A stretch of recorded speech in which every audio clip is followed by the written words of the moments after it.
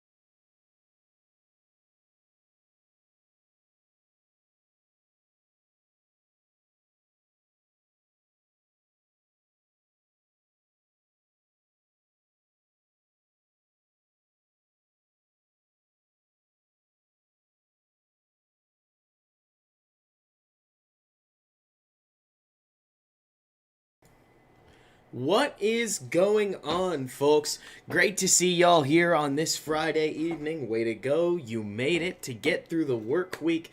Great job. As you can see, I am still knee-deep in Bears Saints tape as well as other Saints tape, and I can't wait to go through what it is that I've found because honestly, this should be a fun game. The more that I watch this, the more that I can't help but think that it's definitely more winnable than the last time, or than our last game against the Green Bay Packers. I really get the impression not only do they know us well, but also they had a lot more offensive stuff that could give us, I don't know, it's hard to tell, honestly, because the biggest problem with watching or going back and watching this Bears-Saints game is, of course, the fact that the Saints didn't actually have any receivers at the time. No Michael Thomas, no Emmanuel Sanders, and I think there's a third one, but any Saints fans that joined later can help me out with the names.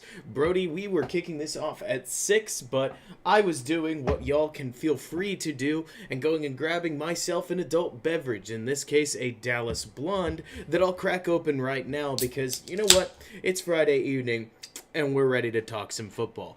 One thing that you guys will notice that I think is pretty cool is that that I finally got multi-streaming to work, which is exciting. So we're actually streaming to probably a small Twitch audience, but who knows what'll happen going on in the future, as well as you guys on YouTube. So while I'm normally a YouTube audience almost through and through, it's exciting to see the different ways that this may grow, but we will get to that later. For now, it's about time we kick off talking about the Bears and the Saints. Now, there are a lot of things you need to know about the Saints, but the biggest one being, and I think it's easiest if we just Google the Saints schedule and you guys can take a look at it with me, Saints 2020 schedule, is that the Saints they've been a very unusual team in that they've been a whole lot of faces of this team, and yet they have soldiered on. This is a team that can play really good defense, as we can see here against the Colts. They can shut a team down pretty good, and they can score a whole lot of points. There are a lot of options for this Saints team,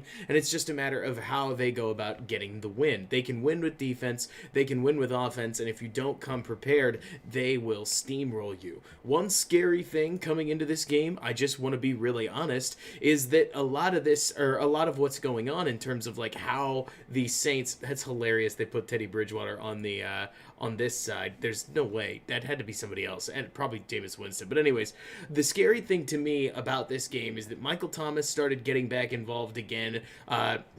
Roquan Smith's a perfectly solid receiver. I think they had Emmanuel Sanders the week before. Let me make absolutely sure that I know what I'm looking at. This actually may be...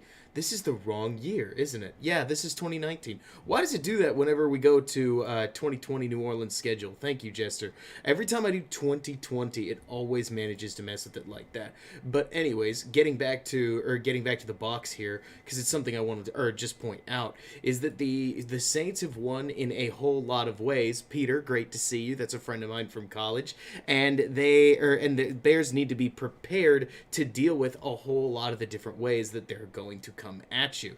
Again, Marquez Callaway, Emmanuel Sanders, perfectly solid receiving options. Jared Cook, no slouch in and of himself. And then with Michael Thomas coming back, there are plenty of weapons that the Saints have to work with, and especially with the Bears potentially missing Roquan Smith, as well as Buster Screen and maybe Jalen Johnson. Jalen seemingly a little more ready to go than Roquan is, and that's just a gut feel. We will have to see what happens there. But I wanted to go over the keys to the Saints defense Saints offense first, and then we'll cover the Bears offense, because believe it or not, I do think that Chuck Pagano called a really solid game to try and stop the Saints the first time around, ultimately holding them to only 23 points. And while it may not be repeatable, I do think the Bears can take a lot of the same keys into battle. What they've basically got to ask of their defense is that the Bears' interior defensive line needs to have pretty much their best game of the year. Here's the gist of it, right? When you look at the Saints offensive line, these two right here, the bookends, the tackles, are These two are phenomenal. They are really, really, really good players and are some of the best tackles in the league. Their center is also very good, but if you were going to point out a Saints weakness, it's these two spots right here. It's the guards. And why that matters is because in this case you see Roy Robertson Harris, but mostly you're going to be looking at number 96, Akeem Hicks, number 98, Bilal Nichols, and when he comes onto the field, number 92, Brent Urban, because or what effectively ends up needing to happen here is that those over the guard need to make plays. In this case, you can see they collapse the line right there, and they're able to snuff this run out for a 2-yard gain. If you've been watching the Saints over the last couple weeks, you'll know that the run game is one of their fuels. Like, they've got a couple. They can work the short game. They can work against zone coverage.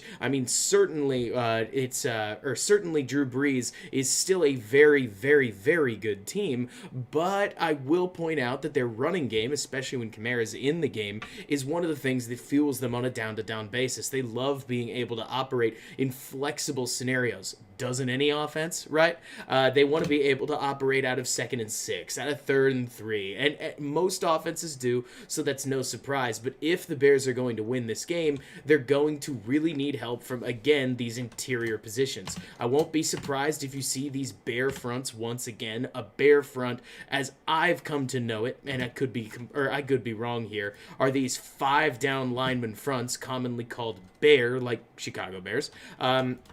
But if you don't, we will, or like there's other formations the Bears can line up in, but they want to get wide to, again, try to push this run up the middle.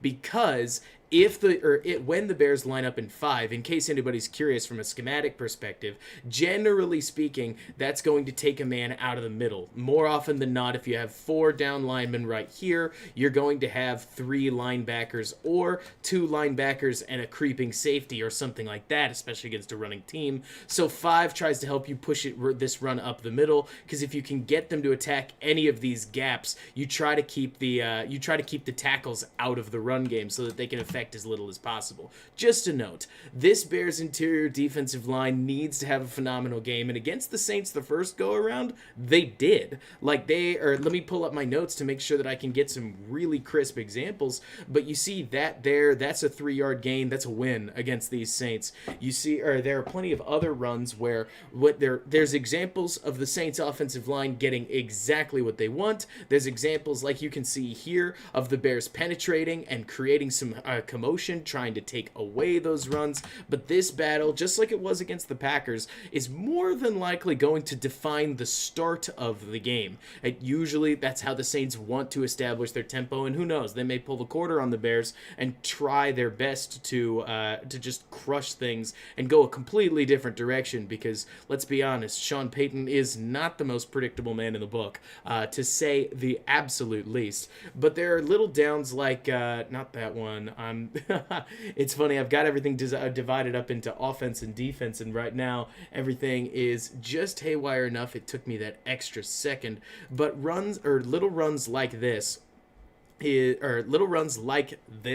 are what are ultimately going to help this Bears defense push the Saints into 3rd down, because like we talked about with the Packers, well, the Saints are very good on 3rd down, and Peter, you can fact check me on that. I need my Saints expert here. Every time you can push an offense to 3rd down, obviously you've got a chance to take them off the field, and that's going to be what the Bears need. Again, you take a look right here. In this case, the Bears are going to line up in a front that's a little off center. You've got Matt kicked out to the right. This is this front is kicked to the right, but basically you're going to watch this interior 3. They are going to make all the difference on a play like this. I'll even slow it down for you. As you can see, the Saints trying to open up that hole, but nothing's there, as especially in this case, Hicks takes the guard to school, dams up this run, and the Bears are able to stop it for only a 2-yard gain. ENB, he is. I went to college with him, born and raised in Nolens, right, Peter? He is a Saints fan through and through.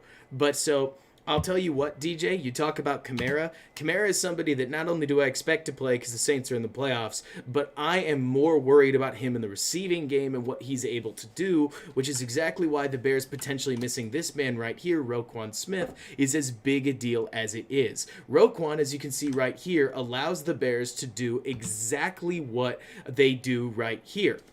You're going to notice that the entire Bears defense has dropped back in coverage, just trying to defend that turf. And basically this play, if you were going to call it, is an isolation play where the Saints want to send everybody on a vertical, and if Brees sees a seam, so be it, take that. And if not, you check it down to Alvin Kamara, and he makes a play against a linebacker. Well, when the Bears have Roquan Smith on the job, especially if he's in a man lock, because the Saints very well could have thought that this defense, this defense might have looked more like this right here, so like deep zones overall, and they're thinking, you know what, maybe we can catch Kamara out in the flat and have him make some kind of a move. It is second down after all, but the Bears instead use a man lock, as it's called. That means that the entire defense is in a zone, so he kicks here, and and so on and so forth. I think it's a cover 4 zone, so hopefully you know what that is, but Roquan specifically is locked up in man coverage on Kamara.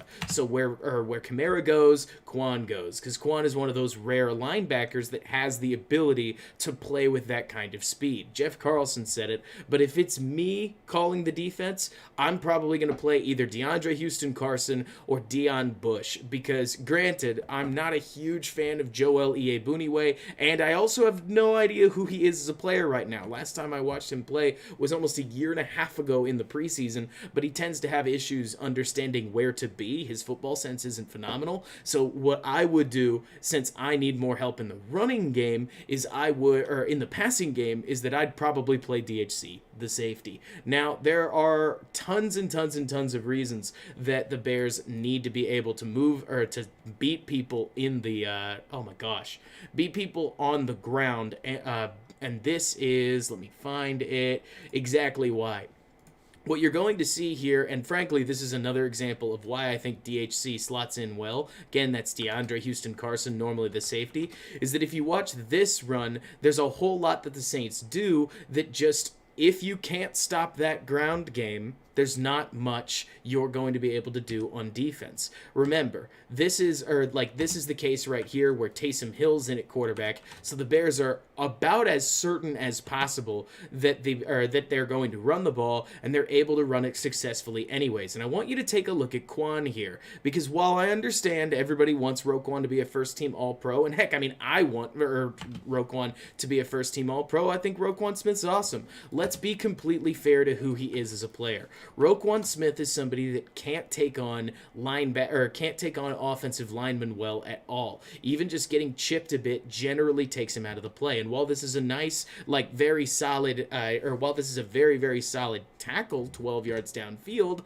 if you watch Roquan Smith on this play, he gets erased by the linebacker that peels off of number 90, I think he peels off of Hicks right here. This lineman is one of their tackles. Like we talked about, he's very, very good, and I don't use this to just destroy Roquan Smith. That's not the point. I think Roquan, like you're saying, ENB, is an incredible pass coverage linebacker, and you just have to take the bad with the good when it comes to his play against the run, because he's pretty small. So if you put DHC in that linebacker role, I think he would give up the same amount of ground on the run game, maybe a little bit more, because like you're talking about, DJ, putting somebody that small in has its risks, but Roquan is small as is and isn't a huge boon in the run game in the first place, so having DHC's ability to track along the line of scrimmage, I have no idea how his instincts are as a safety compared to a linebacker, because responsibilities are different when it comes to drifting along the line and finding holes.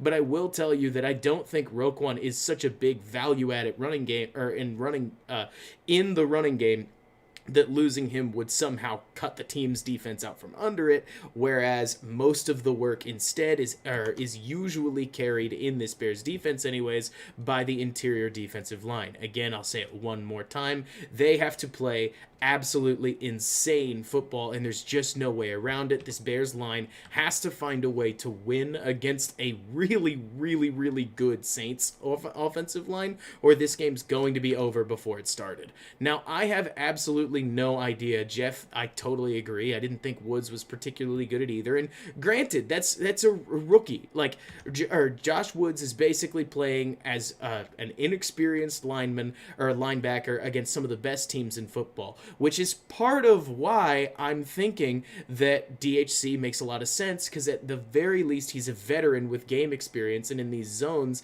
he can make a big difference. Again, interior defensive line play, while they're not the ones who make the tackle, ultimately turn this run back in, and the Bears are able to track down the runner and make the play because of it. ENB, do I think they can do what? Play DHC or win the game? Because it's a complicated question, that's for sure. But as you press on the Saints running game, you can ultimately, in my mind, you need to take your lumps in the passing game underneath. If you watch this Bears defense, what Pagano did that I ultimately thought worked was that he just had guys playing down the field deep as often as he could. He used a lot of the short zones that we've come to know Pagano for, especially things like, in this case, I think it's a cover 4 defense with Screen and Johnson covering their men, Gibson guarding his usual grass, and Fuller dropping back with Eddie Jackson robbing underneath. In this case, you can actually see him coming up to make the tackle, and I think these are the kinds of things that not only does Drew Brees like these kinds of routes, but they're the sorts of coverage packages that allow you to not get picked apart from behind. One thing that I want to go back and just show you guys on, like, in the defensive story is I want you to watch Buster Screen and Jalen Johnson over here, because they actually show a really nice zone swap. These are the sorts of things that when I think about this being potentially Kendall Vildor and that being Duke Shelley, I get a little worried, because Screen and Johnson not only had a whole lot more experience than those two, but Screen in particular is a very heady veteran, and while he, again, is not usually he's not usually phenomenal when it comes to beating change of direction routes, Screen is pretty good about knowing where to be. And that's something that I do think the Bears will miss. ENB, like you're talking about, I don't think that we're going to win every snap by no means. And certainly in terms of the Saints' ability to protect the passer, I think that generating pressure against Drew Brees is going to be a difficult ask. But I do think that basically you need to take your lumps. That's the idea, right? Is that maybe you won't win the first series' first down run. You'll give up 5, 6, 8, 12 yards. But then on the next 1st and 10, when the Saints start out with a run play or a short pass, just be prepared for it. Because if the Bears defense, especially their defensive backs, drop into a zone, it's your 6 to 7 guys versus theirs. And if you can stop that for a 2-yard gain, all of a sudden the Saints are in 2nd and 8, which, again, Saints offense is supercharged. But the bright side about this game is that actually, in terms of quarterback comparison, I don't think Drew Brees is playing quite at that Aaron Rodgers MVP cheat code level, to say the least. This is week 8. And we can talk about Drew Brees' interceptions that I've seen over the last couple weeks, but this is the Drew Brees that we have here at 40 years old. He finds the right read, but I want you to pay attention to the throw's location. This throw is undoubtedly way behind his intended receiver, Jared Cook, who's open in the end zone. Like, Drew Brees isn't going to make a ton of mistakes. Definitely not going to make a ton of mental mistakes at that. But the physical mistakes, there may be a few. There are going to be the occasional situations where you may get a down gifted to you. And as long as you can avoid situations where Sean Payton wins, a great example is this double move, the play literally right before, you can stay out of trouble and try to make the Saints offense earn every yard.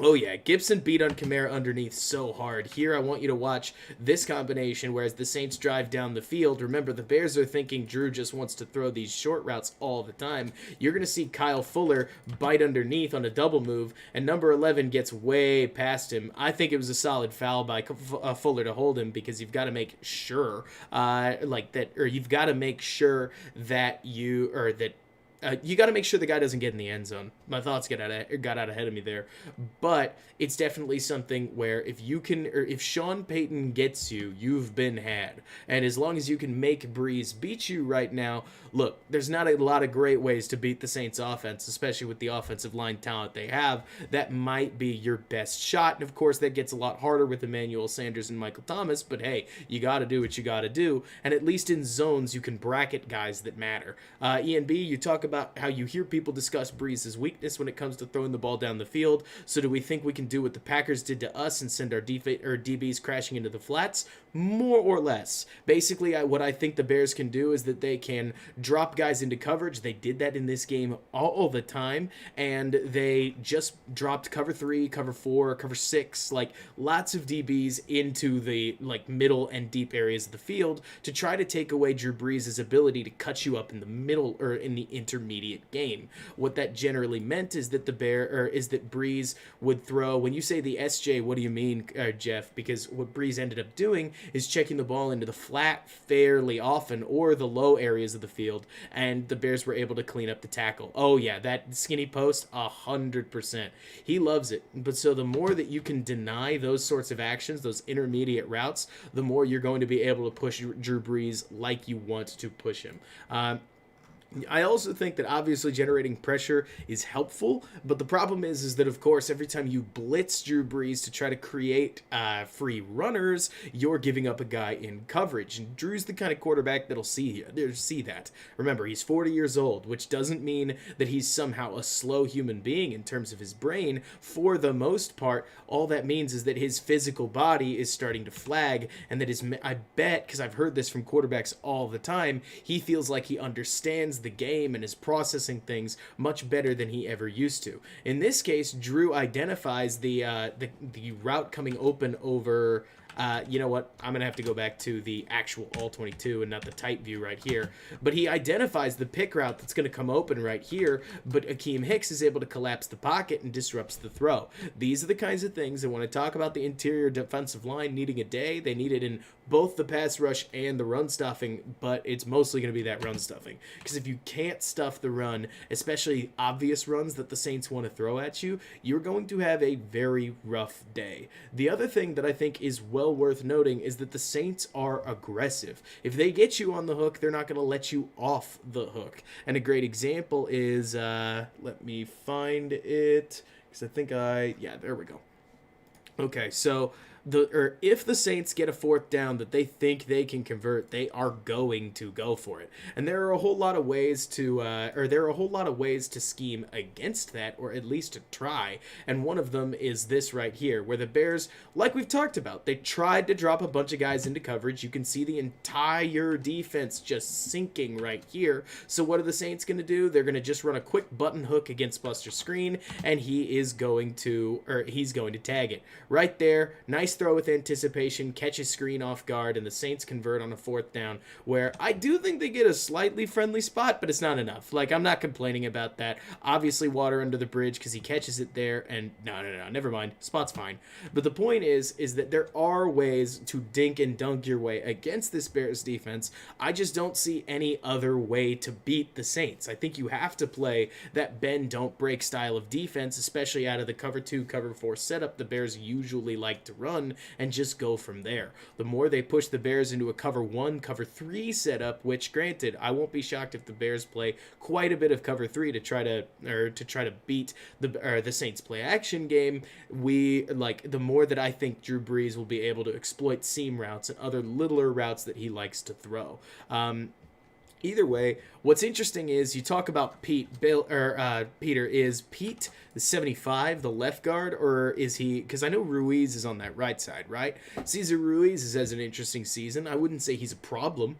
I would say he's a rookie. So he'll make the occasional mistake, and bigger guys can bully him. He's growing, and I think he'll look to be a pretty solid lineman down the road. But he's got to get. Or everybody takes some time to get there. Ruiz is not immune to that. But as you can see, the more that you can stop this Saints running game, the more that you can take away plays that they're counting on. Look at this one right here. This Taysom Hill package gave the Bears a lot of trouble. They basically ran the same play with it every time, where Ruiz is going to come around and he's going to block on this side with everybody else just trying to open a hole down the hill. And on this one, Robert Quinn himself makes a really nice play. He's able to actually help stop this run and take on Ruiz right there. The Saints don't get as much out of it as they probably expected to. These little moments of basically saying that where the Bears are going to have to try, at least on their interior defensive line, to limit the Saints to, and I quote, less yards than they're expecting to get, are going to be critical. And here's another play right here. This is a called play for Alvin Kamara against, that's Danny Trevathan. We're looking at Roquan Smith, where you're going to see, I think, if memory serves, these two are going to run clear out routes of some kind for Kamara to run a flag up the sideline, like a fade kind of route. And Roquan just covers it really, really well. When you take a look at it right there, Roquan's just able to match his feet with the receiver flying down the field. Drew has to make a tough, tight window throw, and the throw just isn't quite there. These are the sorts of plays that you want to push this Saints offense into, because a lot of them, especially with some of their bigger gains on the ground that they had against the Vikings, are a lot easier for this very, very talented Saints team to just beat you with. Now, it's worth remembering that on this day, like, I don't want to make it sound like the Bears defense just has like all the tools that they need to just crush this Saints offense, because you got to remember, Jalen Johnson is questionable. That could be Kindle Vildor. Buster Screen is not going to be there. That's a rookie, or a sophomore, Duke Shelley, playing in, I believe it'll be now his fourth game, if that. You're going to probably be missing Roquan Smith. I'm just preparing myself for it. I wouldn't be surprised if the Bears are going through Eddie Jackson style gamesmanship right now, trying to act like Roquan's going to play, but maybe not. But we'll have to see. Like, not only is the Bears offense going to be down personnel, but you're going to be seeing, this could be Michael Thomas. That could be Emmanuel Sanders. The Saints have a lot more skill position talent than the Bears saw. So while the Bears did hold them to only 23 points, it's worth remembering that they're going to have a lot more tools in the toolbox, and it really will come almost entirely down to interior pressure and interior ability against that running game, because Michael Thomas doesn't help. Michael Thomas doesn't fix he doesn't fix what does and doesn't happen on the running game, unless he obviously breaks your defense wide open on yak sort of things. So, Jeff, like you're talking about, I think two deep safeties does force Brees to be more accurate in those tighter windows, and frankly,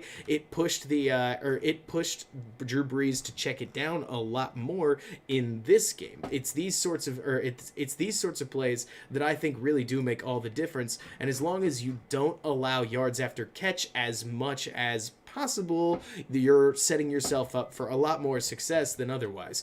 Now, there are these occasional gaps in the coverage that the Bears need to figure out, and once the Saints catch on to them, exactly like you're talking about, watch me now, or when you do take something away, they're going to try to come after you. You've got to make Drew Brees work for it. This is a great example of the Bears zone getting solved a little bit. In this case, let me take a look, and absolutely, John, and watch me now. There's absolutely I want everybody, any Saints fans that are and aren't watching, know that just because this is a Bears-oriented stream doesn't mean that I don't want you guys to have a good time too. I think there's a lot to be learned from all of this. And so, In this case, the Bears drop into a cover 3 because they were basically alternating between cover 3 and cover 4 all game, and the Saints are able to drag somebody over here, which opens up a wonderful throwing lane for Brees right here, and he's able to take advantage of it. Steps up in the pocket. Pocket's a little clustered, but otherwise the throw is perfectly fine,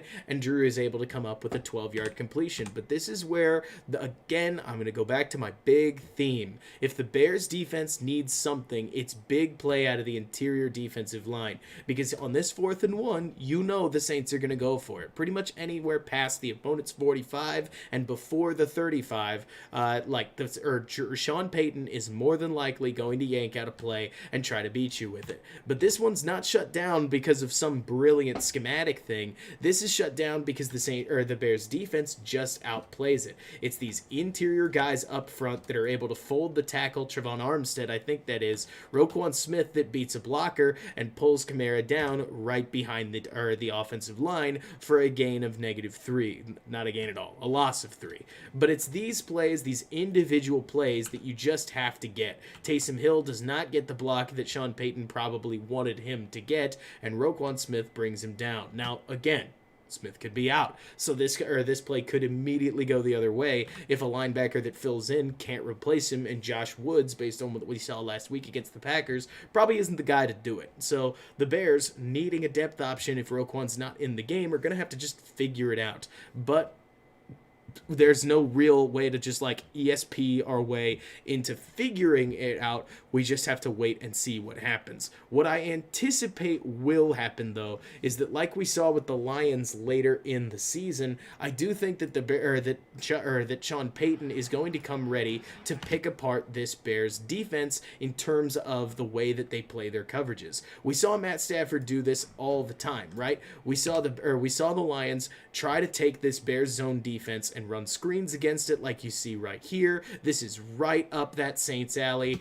We saw them, especially on 3rd and longs. They generally knew what they were doing, were able to make plays against the Bears coverage set, like this one right here. I believe the Bears are going to use that like big old cover 2, cover 3 drop that they really like right here. Actually, they may be running a Tampa 2 with this setup with these 3 safeties in the middle. We just need to see the play so I can see it.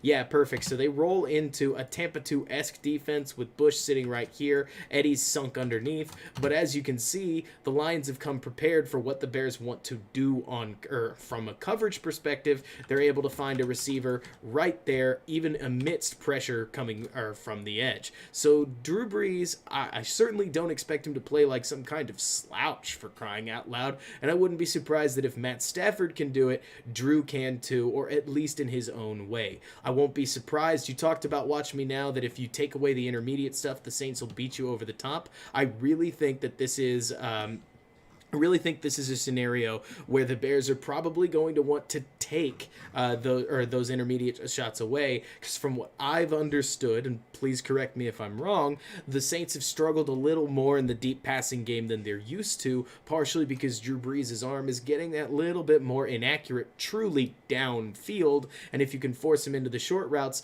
they may not take the long ones. Now, granted, this is the big one. Like you asked, are the Bears more a zone defense or a man defense? Lately, we've been a zone defense, and whenever we've tried to go man, we've gotten torn apart. But in this Lions game, like you can see, the Bears' zone defense is not perfect, and it really started to decline probably around week 11. And to not mention that wouldn't be fair to the Saints' side of the bargain, because Sean Payton is the kind of offensive mind that I think is going to have a perfectly regular time filtering through the tape and finding who to attack. Certainly, we saw against the Packers that Duke Shelley and the rest of those, yeah, exactly, like you're talking about, Ian B. Certainly we saw against the Packers that Duke Shelley is by no means a perfect player, and if the Bears end up in some of these 3rd and longs, they may have to find ways to mix up their zone coverages, because if they can't, I really think that other teams, especially a team like the Saints, as well coached as it is, you see a very standard cover 3 drop right here with 4 zone defenders underneath, is going to get exposed by this quick throw right down the alley. Teams are catching on to exactly is going on with the Bears' general coverage scheme, and we're going to talk about this in a second, because this is true for the Saints too. The scariest thing about defenses late in the season is that if you don't evolve your defense, pretty much everybody ends up with your scouting report. So there's a fair amount of things that I could say the Bears did really well that may not apply anymore because they have the tape just like I do. Doing the same thing against a defense is not always going to work. And is it really all that hard to envision in this case that if Jamal Agnew can make these plays and Marvin Jones can run these routes, then Michael Thomas can too? You know he probably can. And I'm with you, John. I think just like with Aaron Rodgers, at some point you have to. I think that you have to, against the Saints, take your chances. And if you've got to, or if you have to. If you have to give up points, you have to give up points. But eventually the goal is to stop the opponent. Not hard to figure out. And I think that the best way to try and do that is to take something away and force them to go somewhere else. And hey, if they beat you, they beat you. This is an example, if memory serves, of the Bears running a more man coverage oriented route. You're going to see Buster Skrine right here. Again, he's our starting nickel and he's not even going to be in the game. The 5th round sophomore Duke Shelley's going to be replacing him. And in this man coverage rep in particular, Stafford and the Lions are able to once again victimize him. That's a position that the Bears have been hurting at, and Aaron Rodgers in week 16 is or in week 17. For some reason, I keep telling myself that it's week 16 as if it was like, this is going to be week 17, but it's not. Duke Shelley definitely had his issues. He's somebody that I am working, I want to understand better, but it's a very, very tough position to play, that nickel position. Even so, it's one that I don't think Shelley did a really phenomenal job with. These kinds of plays like this, I won't be shocked if they're open for Brees. Saints fans, you guys can remind me because I haven't seen it because Thomas hasn't been in the game or in games for weeks, but Thomas lines up in the slot from here and there, right? I can tell you right now that's going to be Shelley that's covering him because the Bears put their outside corners on their outside guys every time. So if you want to go up against rookie Kendall Vildor, you just stick him on the left side of the defense. If you want to face Kyle Fuller, I mean, good luck. But more than likely, you'd put somebody like Jared Cook or someone large on him, just so that in case he needs to make a contested catch, he can. But I would definitely isolate Duke Shelley if it was me, because I think he's not quite ready to be playing some of these elite receivers. Facing Devontae Adams and Michael Thomas in back-to-back weeks is not a task anybody wants, but it's a task that the Bears are going to have to face. Going back to week 8, though, and talking more positively, the Bears are going to have to figure out how to limit Kamara. I doubt I have to tell anybody that Alvin Kamara is the real deal, but surprise, surprise, he is. He's exactly the kind of player that's going to that will threaten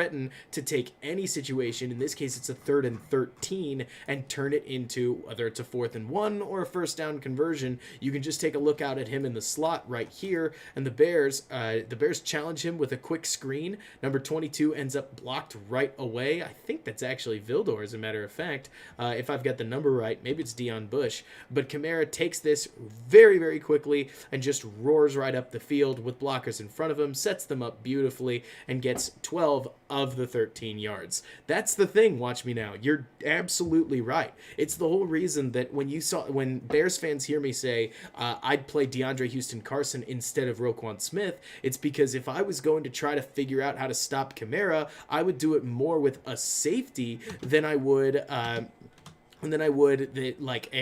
bracket. And if you're wondering why I talk about a bracket, it's because the Bears tried it. And I personally think they overcomplicated things quite a lot. Let me show you the example of this. I'm sure Bears fans remember it because it had everybody wheezing a little bit. At one point, the Bears tried to bracket Kamara and steal one from Brees, where you're going to see Khalil Mack and Travis,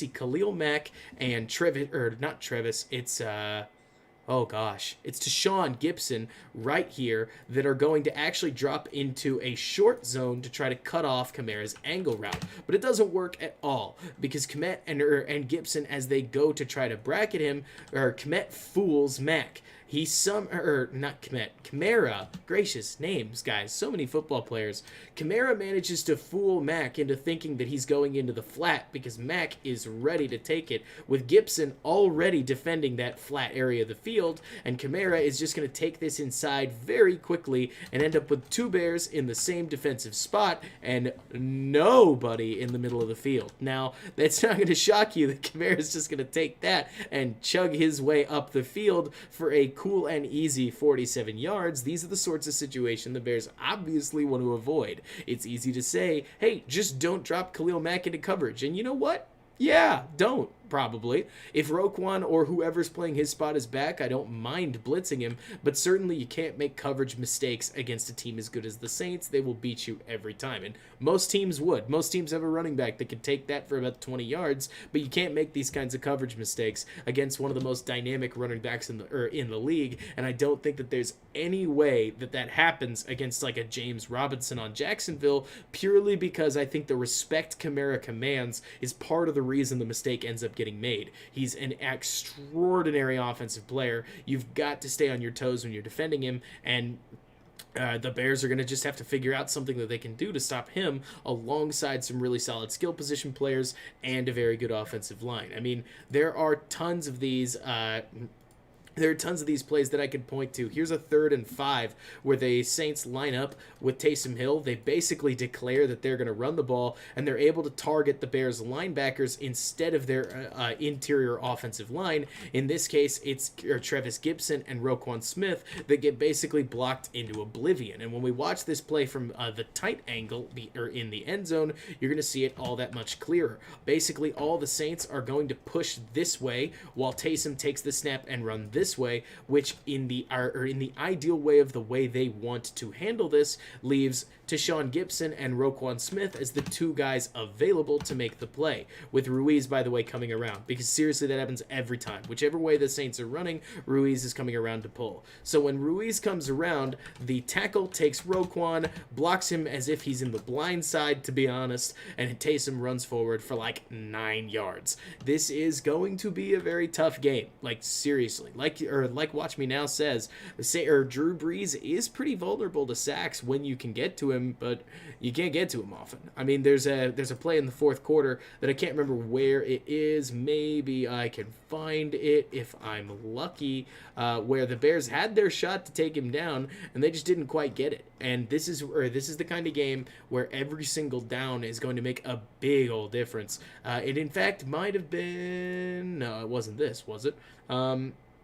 Nah, but basically this game, especially on the Saints offense and versus Bears defense part, is going to come down to how well the Bears backups can play against a very good Saints team, and what they're able to do within that. And so we're gonna have to take a look and just see what happens. Now, one thing, Jeff, you actually mentioned this that I do want to talk about on defense. I think that this is probably the Bears' secret weapon, if I'm being completely candid with you, is that I have a theory that one of the biggest issues with Robert Quinn's season so far has been the fact that he's been playing on natural grass most of the time. Robert Quinn is a very, very good pass rusher, as we know, or at least from what we saw last year. And this guy right here is fast enough that part of me thinks that on this Superdome turf, he's going to look more like he did last year than he has this year. Now, obviously, that's not a great play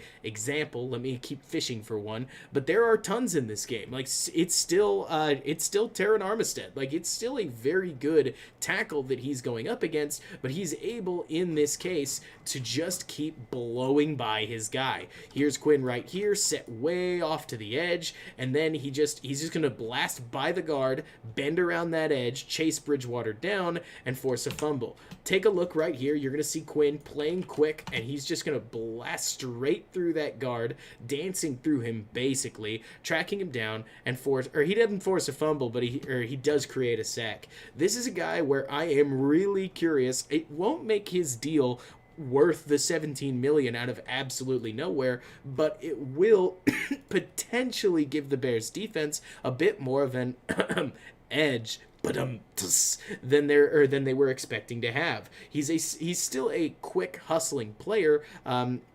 And we'll see what happens from there. Like you're saying, Harrison, the fact that that offensive holding has changed like it has could very well drag down Quinn's performance. But I'll tell you what, because I think you guys are going to completely agree with this. If there is something that can swing a football game, it's a sack forced fumble. And if by some crazy by just some crazy premonition, this actually happens and Quinn comes out and forces a sacked fumble at any point in the game, I think it's going to make a big difference on what happens. But yeah, like you're talking about, or Holy Samurai, the Bears need number 96, 92, 98, and 90. I've got some more solid examples if you want to see it, but I think you guys get the picture. It will be I do think that this will be an incredibly interesting game. I mean this well, Saints fans, I promise. I'm less scared of the Saints than I am of the Packers. The Packers are an offensive machine at the moment that's tearing people up,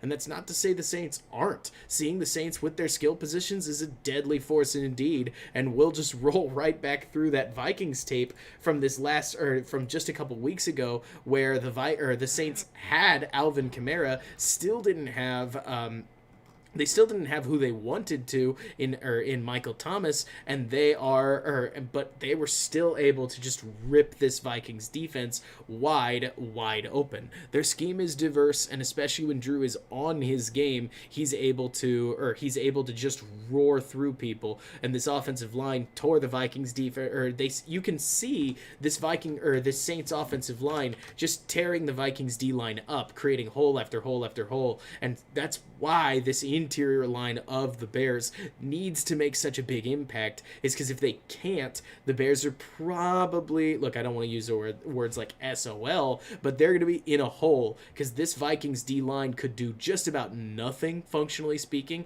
to stop the Saints rushing attack, which only built the rest of the Saints offense up even further. Hang on, I'm going to take her again. If you want to, on a Friday evening, just like I am, go grab yourself an adult beverage. Now's not a bad time to do it. Allison, you are too sweet. Thank you so much. What is it? It's peppermint mocha, I think. Oh, a peppermint mocha. That's my jam. I love the holiday drinks, y'all.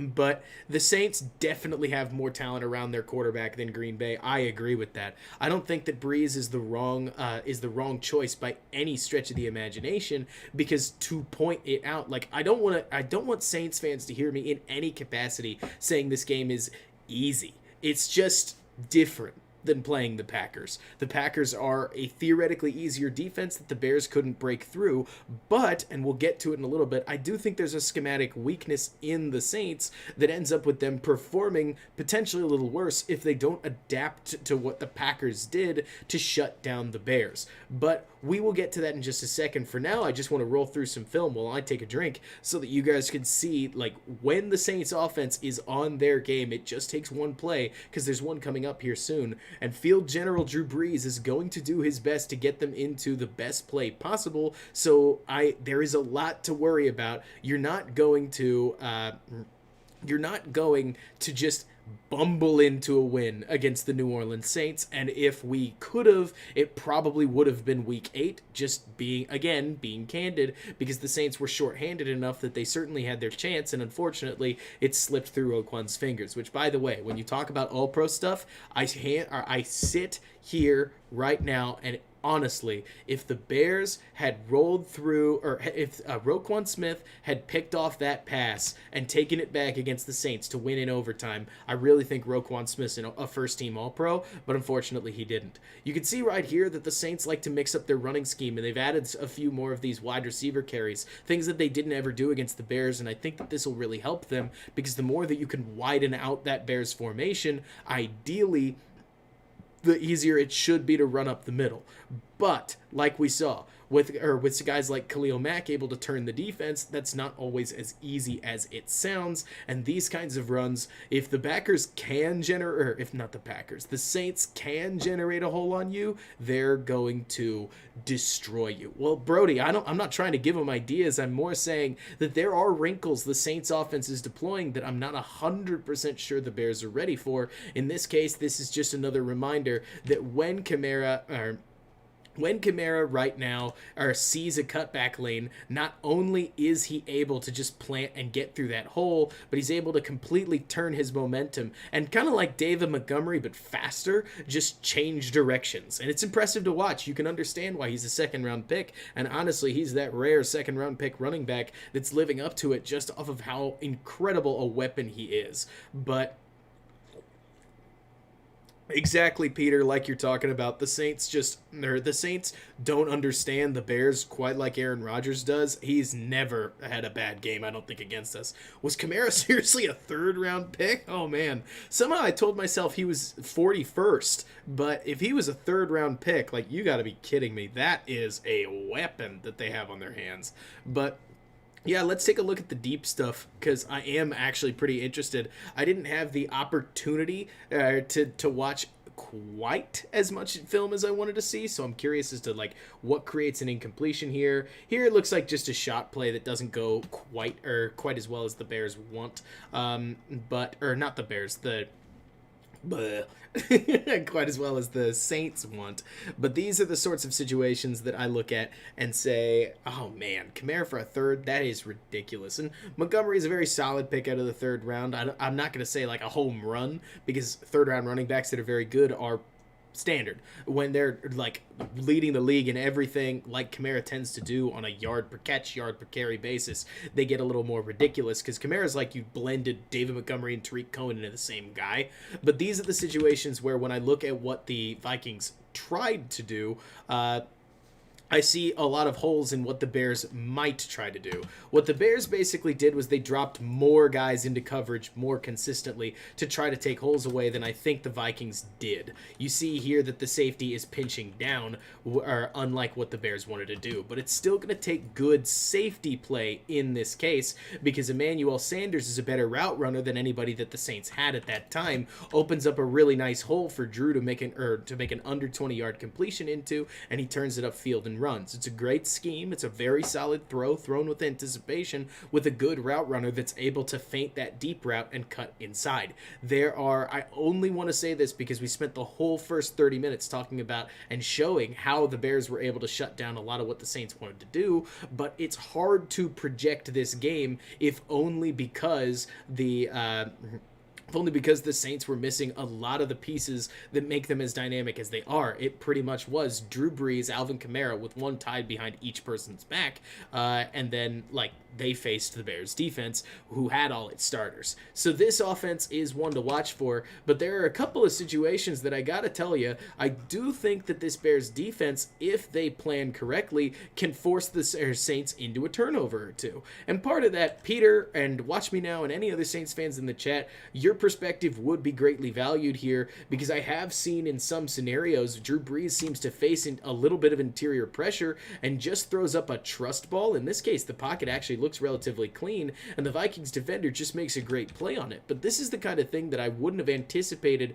Drew Brees to throw, because normally in this setting, I've seen him just check it down here, take the loss, check it down here, take the loss again.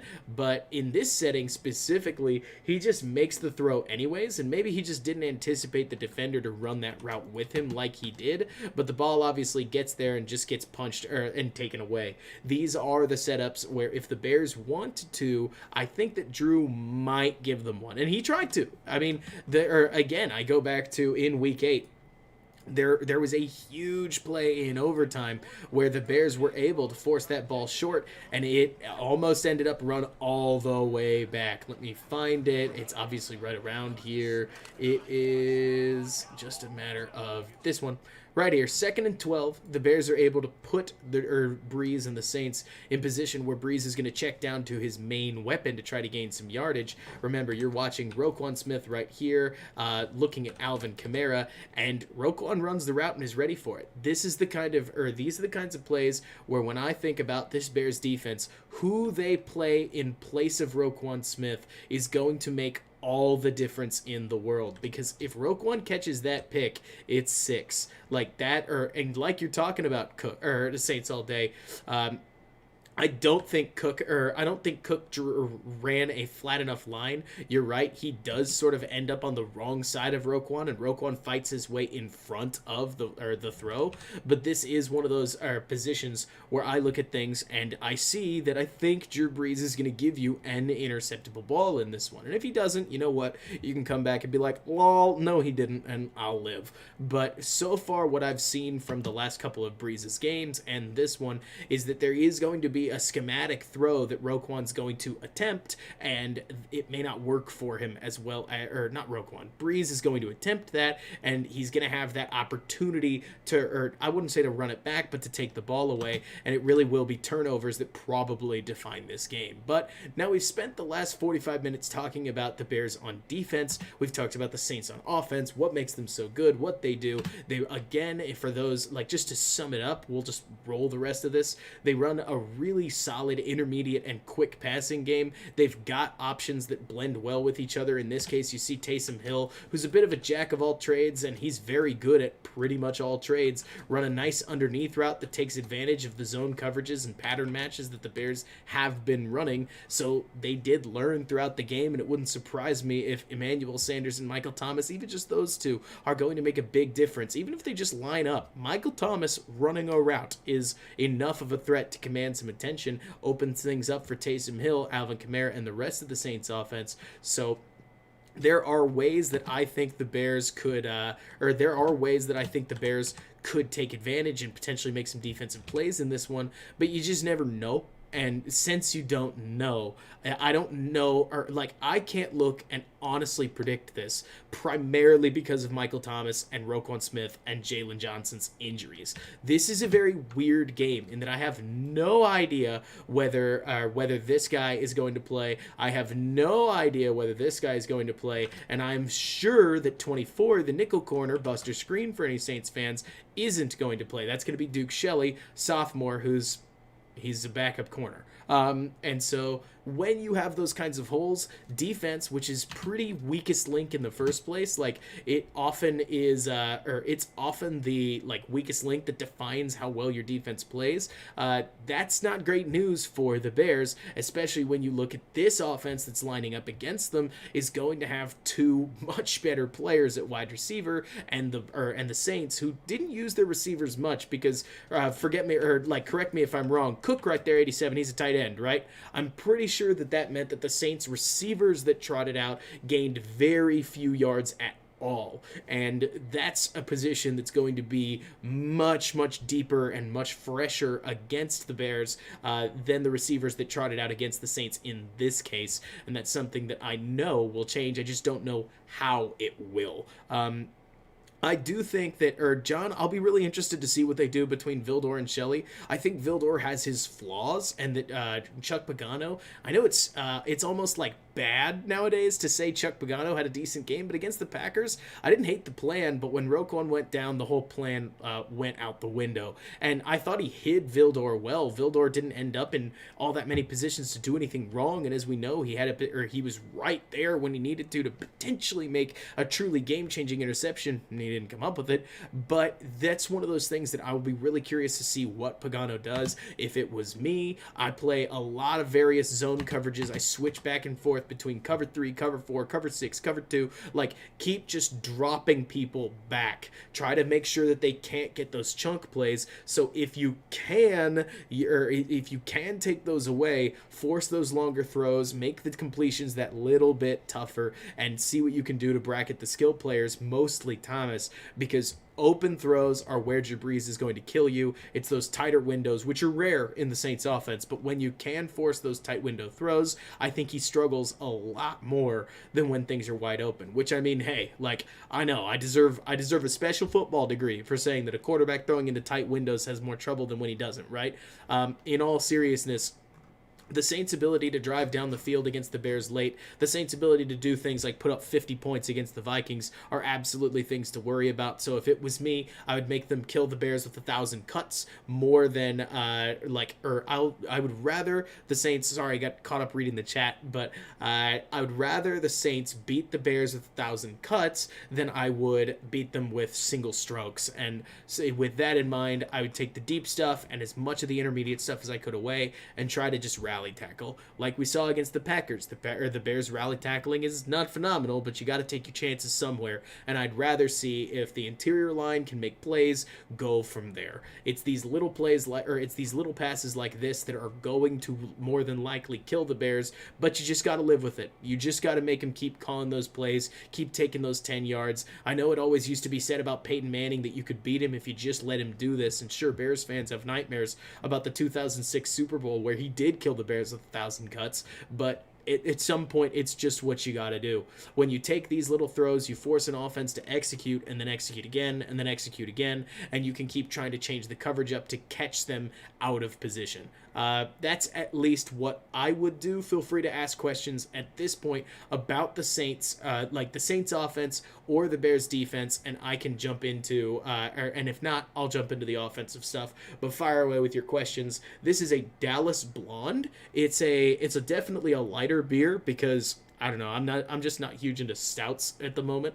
I know some people are. A friend of mine at Windy City Gridiron, Jeff Burkus, is huge on beers that, as EJ would describe it, you can drink with a spoon, and I'm more of a drinkability kind of person. This is a nice craft beer from a local brewery called in Deep Ellum called Dallas, or I think it's by the same name. No, it's called Bottled Blonde in that setting. And it's a good drink, but again, fire away with defensive questions. I'll give you guys a minute or two more, and then we'll dive into the offense and where I think the Bears can potentially see if they could score some on the Saints.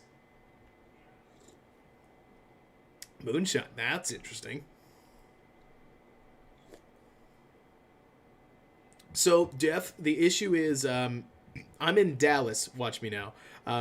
Jeff, I think the trouble is that when I've watched the Bears defense in man, they've struggled a lot more than I'd like, especially because I don't want Kendall Vildor and Duke Shelley isolated in man coverage against Michael Thomas and Emmanuel Sanders. I think in those settings, you're going to give up a lot more than you'd want to. Jay Shaw, I don't know. I really couldn't tell you. The Bears just tend not to. Kyle Fuller doesn't move much. With that in mind, he sits on this right side and he does not move. Here's a decent example. Somebody asked about it, so we'll talk about it, of the Bears playing man in a setting where there's about 7 yards to gain, and in this setting, the Packers just run a really nice pick play that ends up getting the yardage. There are in my opinion, a lot of ways to beat man coverage, especially if the guy across from your defender is just better than you. That I think that the Bears are going to be tough to that are going to take the Bears to task. This isn't an easy scenario because I believe in modern defense, the better cover guys you have, the more you're able to press up on the offense in front of you. Basically, that it used to be a thing that your front four mattered more than your back four, and I think that's changed a lot. I think nowadays the better your guy can cover, the more your front four can do. And in a man setting, you test your players' mettle on every single down, and in a zone setting you don't know, because in many cases you can just have, say, Kendall Vildor and Duke Shelley play in a spot and a space instead of having to match feet with somebody that might be a little better than them. That's at least my understanding of man versus zone. So you've probably got to play man here and there, don't get me wrong, but I do think that But I do think that you want to avoid it as often as you can, that you want to at least bluff zone almost all the time and go from there. Mostly they tended to do this out of like, or they tended to play a lot of man out of against the Packers third downs where they would press up, so you could see that return, maybe that on these third and like long-ish you would see this happen where the Bears may shift to another man kind of look, but even Aaron Rodgers was able to scramble nicely against it, because while the Bears can take away coverage options downfield, and granted, I don't know if Drew Brees is going to scramble against the Bears in this case, but we'll see. I guess the better way to put it would be I'm just worried in this setting when the Bears do switch to man, because I think man defense is fairly beatable, and it's not that I think zone defense isn't. It's that I think zone defense takes processing, whereas man defense takes trusting your guy, and while sure, your guy doesn't always win, when he does, you can win pretty heavy. At least that's been my understanding. And for those that say Drew's great against zone, he is. But a really good zone team in many cases can take away a little more than you'd think they would off of sheer nuance alone. Not to mention, I would get the impression that with Roquan Smith potentially down, we'll just have to see what the Bears can do to make up with it. But I think that zone coverage fits DeAndre Houston Carson a lot better than man coverage does off of raw ability, basically translatable ability to play the position. And I'll show a decent example of exactly why that matters here in a little bit. Again, this is Buster Screen on Devontae Adams. It's not a fair matchup, don't get me wrong, but these are the sorts of plays where I would see if the Bears lined up in a man look, that's probably Michael Thomas, don't you think? Where in that setting, he's able to just break down his man, cut inside quickly, and give Drew exactly the throw he wants. I don't think that's a tough one to envision translating. And when I think about the Bears in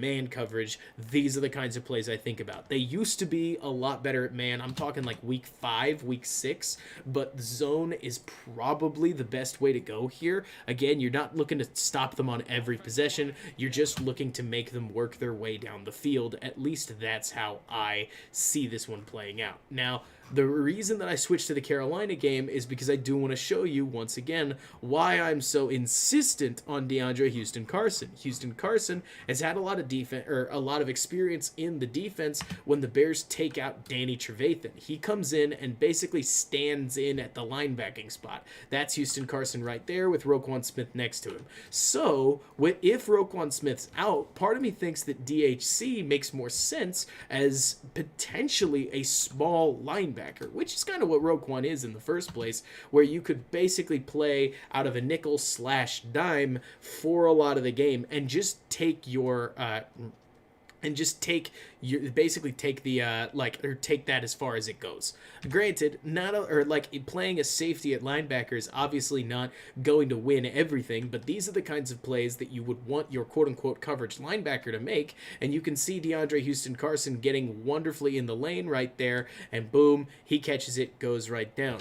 DHC's a really solid little coverage guy. He has consistently executed his assignment and gone from there. This is the sort of game where, especially given how much that interior shorter game matters for the Saints, I just can't imagine them playing Josh Woods at that position and calling that good enough. Houston Carson has gotten enough action to be experienced in this defense, so I'll be curious to see what the Bears do. Obviously, I think personnel is going to dictate quite a lot of it. Like in this case, you don't see DHC because you see that's Roquan right there. Looks like they've got Jackson and Gibson, their corners over on these sides. Actually, I can't tell who this is. Is that must be Jackson?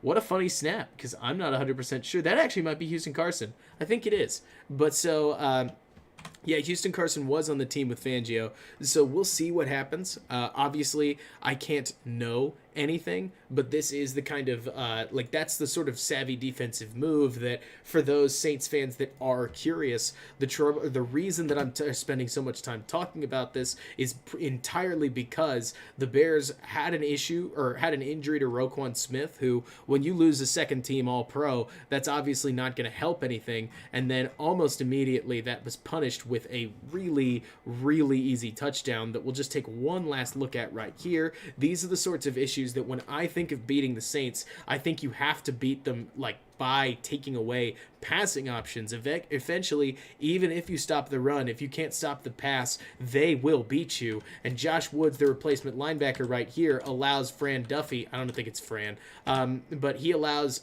some guy named Duffy to get right back through him on the back end on a zone set that I don't have any idea what he's thinking, but he allows his man to pass straight through him and into the backfield, which is not ideal at all. So that's the sort of thing that when I think of potentially playing that safety in the linebacker role that you might be able to fix, but who knows.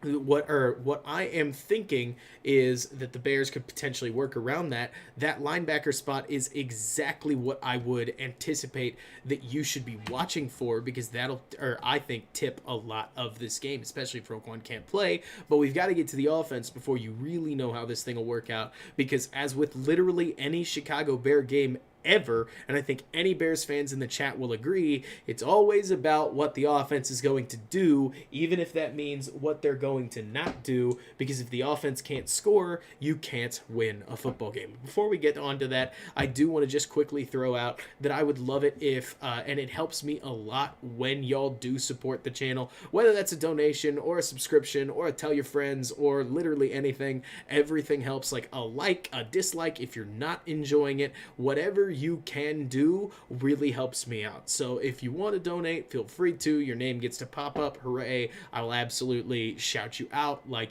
those are huge. If not, you don't have to. There's no pressure whatsoever, but this is content that I want to produce going forward, and those donations are exactly what help me do it. But that's just something I wanted to get out of the way. Now we get on to the offense. So if there's one thing that helps this Bears offense out, you're going to be surprised, but you're going to hear a theme. It's the fact that the Saints offense, so again, if there's something that I think defenses are really bad about, at least what I have seen when it comes to defenses in general, it's that defenses do what they do. Now, let me explain that a little bit and unpack it. The Bears are primarily a zone defense that switches to man on third down in some cases. They didn't do it against the Saints because they didn't have the guts, and I'm proud of them for it. Going man, or playing man against Alvin Kamara only really works if you've got Roquan Smith. Why test it? Instead, you can play those zones and trust your guys up front to try to create pressure. I think that's the smart way to go about it in many cases. Now, granted, I'm also a zone guy. I think that zones help you test quarterbacks, and especially when you play younger quarterbacks, it hurts them a lot. But the reason I say this is because the Saints like man. They like both, actually. They switch between zone and man pretty consistently, but what this means is that you get more opportunities where, like you'll see right here with Anthony Miller, you might catch a blitz, and then all of a sudden you've got very soft off-man coverage to take advantage with underneath. These are the sorts of things that when it comes to this Bears offense, the Saints defense's schematic flexibility, I wouldn't call it it may not be their undoing, but it may help them out a little bit. Because when you play man against the Bears, you put them in position, to actually succeed against you, because guys like Anthony Miller, Allen Robinson, and Darnell Mooney, hopefully he plays, are a lot better against man defenses because they're actually pretty decent at creating separation than you would think. I'm sure plenty of other fans would look at the Bears and they'd think, well, they don't really have many weapons. Like, who am I scared of? This is the Bears offense we're talking about. But actually, their receivers are pretty solid against man, and it's part of why we've ripped up the Lions as much as we have. That's the thing, Jeff. It's a complicated algorithm, right? Because there are some defenses that don't switch up their scheme and they're great for it. Like the Tampa Bay Buccaneers, who just beat you down. But the Saints, the problem is that I don't quite think they're corners. And hey, Saints fans, if you know about some kind of defensive injury that I don't know about, let me know. I would say that the Saints corners aren't quite good enough to play man. That's probably the difference. If they had some really phenomenal corners, they might be able to, but where the Saints are really strong is their safeties. And there might be one player, hang on, I need to consult my outside reading here. But when it comes to the Saints defense, there is, Ken Crawley doesn't count. Janoris Jenkins is solid. but it really is their front line that shines. Like it's this front line with guys like Cam Jordan, Marcus Davenport, even the injured defensive end is hurt at this point, or he's hurt, sure, but there are a lot of these defensive ends and interior defensive linemen that are just phenomenal. I keep wanting to call him. I knew the name. I know it's not Okereke. That's a linebacker on the Saints. It's David Onyamada. That's the guy you're worried about. He is an extremely good player, and he will tear the Bears defense up if they're not aware of him. He's somebody to watch for on the interior, and a lot of the Saints' interior players in general, frankly, are just very, very good at what they do. So the Bears are going to want to avoid that interior as much as they can, and you may recognize this play, Bears fans, because this is another moment where the Bears, even with Nick Foles, yes, are going to run that high, medium, low concept that they love to use out of play action. They actually used this quite a few times, throughout this game, and it did what it did against the Packers, where the Saints actually are going to drop into that same cover 3 setup that we saw, and the Bears are just going to take whatever they can. Like he catches it, moves right up, so on and so forth. That makes a lot of sense, Peter. Malcolm Jenkins is he a cornerback or is he a safety? Because I've seen a lot of great talent out of the Saints safeties, but you seem to be able to work underneath and dig routes with your receivers if they're playing man against you against the corners. It's those safeties you don't want to deal with, but the corners are really, really good. The safeties you don't want to deal with, but the corners are more vulnerable. And so a quick passing attack like the Bears actually employed can be a little more successful than you think it would be. Trey Hendrickson is out, Jeff, which is a blow to the Saints, but I just want to put this in perspective. They've still got Cam Jordan and Marcus Davenport, so it's not quite like the Bears losing Khalil Mack. It would be more like the Bears losing Mario Edwards, or there's not really a player like them because the Saints defense, especially those front line, are very, very deep. And these are the settings, like when I talk about the Bears and this is actually more of like a cloud coverage setup where the Saints are going to drop into more of a cover 3 defense, because again, they use a lot of schemes here. They try to move the guys around as much as they can. And create basically what they're trying to do. Let me make sure that I can really mesh this together. The reason that the Saints use as many schemes as they do is because they also want to hide their corners. They don't want to play man every single down. They're not the Buccaneers. They're not kind of crazy like that. And they want to get their safeties involved. So they'll push their safeties up if they want. They'll bring them back. They'll move them around. They want to test a quarterback's ability to visually process the game, which is a spot that I'm a little worried about Mitch Trubisky about, but we'll see. I mean, it's a great test for him, because if he can't read the defense, you should expect yet another game where, remember, the ball's right here. You should expect another game where the only real area he targets is this area of the field. I guess I should also include behind the line of scrimmage, where that is his target zone. But what he needs to do, more than likely, is make sure he can work the intermediate and short routes, or the intermediate and deep routes as well, because actually the Saints will give you those opportunities. Now, these are sorts of things when you can try to create these setups where you're going to see right here, the Bears have a man and a zone route, where if they're playing man, this route right here, this outside dig, Javon Wims might be able to beat his corner outright, but especially if they're playing zone and dropping the safeties, you've got an even better route right there. Where Javon Wims just cuts out for the quick out route, catches it, and turns upfield. These little 8-yard gains may be nothing to Saints fans, but they are big deals to us Bears fans, and we take every single one of them that we can. And exactly like they're saying, like the Saints fans are chiming in, Jeff, Davenport hasn't had a productive year, but remember, let's be totally fair. Khalil Mack's only got 9 sacks, and I think he's one of the best edge defenders in the league. Sacks don't tell the whole story, and Davenport, especially in the run game, has been really impactful, and his passing pressure is not non-existent. He's a very good edge. I'd say like Quinn is pretty similar, yeah, except the difference being that he's not a pure speed rusher. Now, here's something that I think matters a lot, is that what the Bears are going to need to do is they're going to figure out a way to run against this front. I want you to take a look at this play right here before we take a look at a couple of others, because the Bears actually ran decently well against the Saints, but it was not mano a mano go like this. This right here, you're going to see, I think that's Jason Spriggs, Jermaine Ifedi, and Sam Mustipher, believe it or not, that are basically going to get washed out in front of this run, with number 90 controlling the line of scrimmage, and ultimately they just press the Bears' run into nothing. And sure, I get what you're probably thinking. It's 2nd and 1. That's not so bad, but this is like every play. When the Saints line up against the Bears and the Bears take them on in a mano-a-mano fashion, so they say, we're going to run outside zone, I dare you to stop us. The Saints say, huh, okay, and they stopped us. They generally limited every run to about 2 to 4 yards overall, and it's something that I definitely think that the Bears are going to need to watch for, because the Bears actually came up with a solid counter for it that I think can even work in a second game. And yes, Rashad Coward, ENB, was starting in this game, so there is a fair amount of caveat. In fact, we also had Jason Spriggs get in the game, and he played, if I could be completely candid with you, really, really terribly in almost every phase of the game. It's just hard to follow when you're looking at almost every play.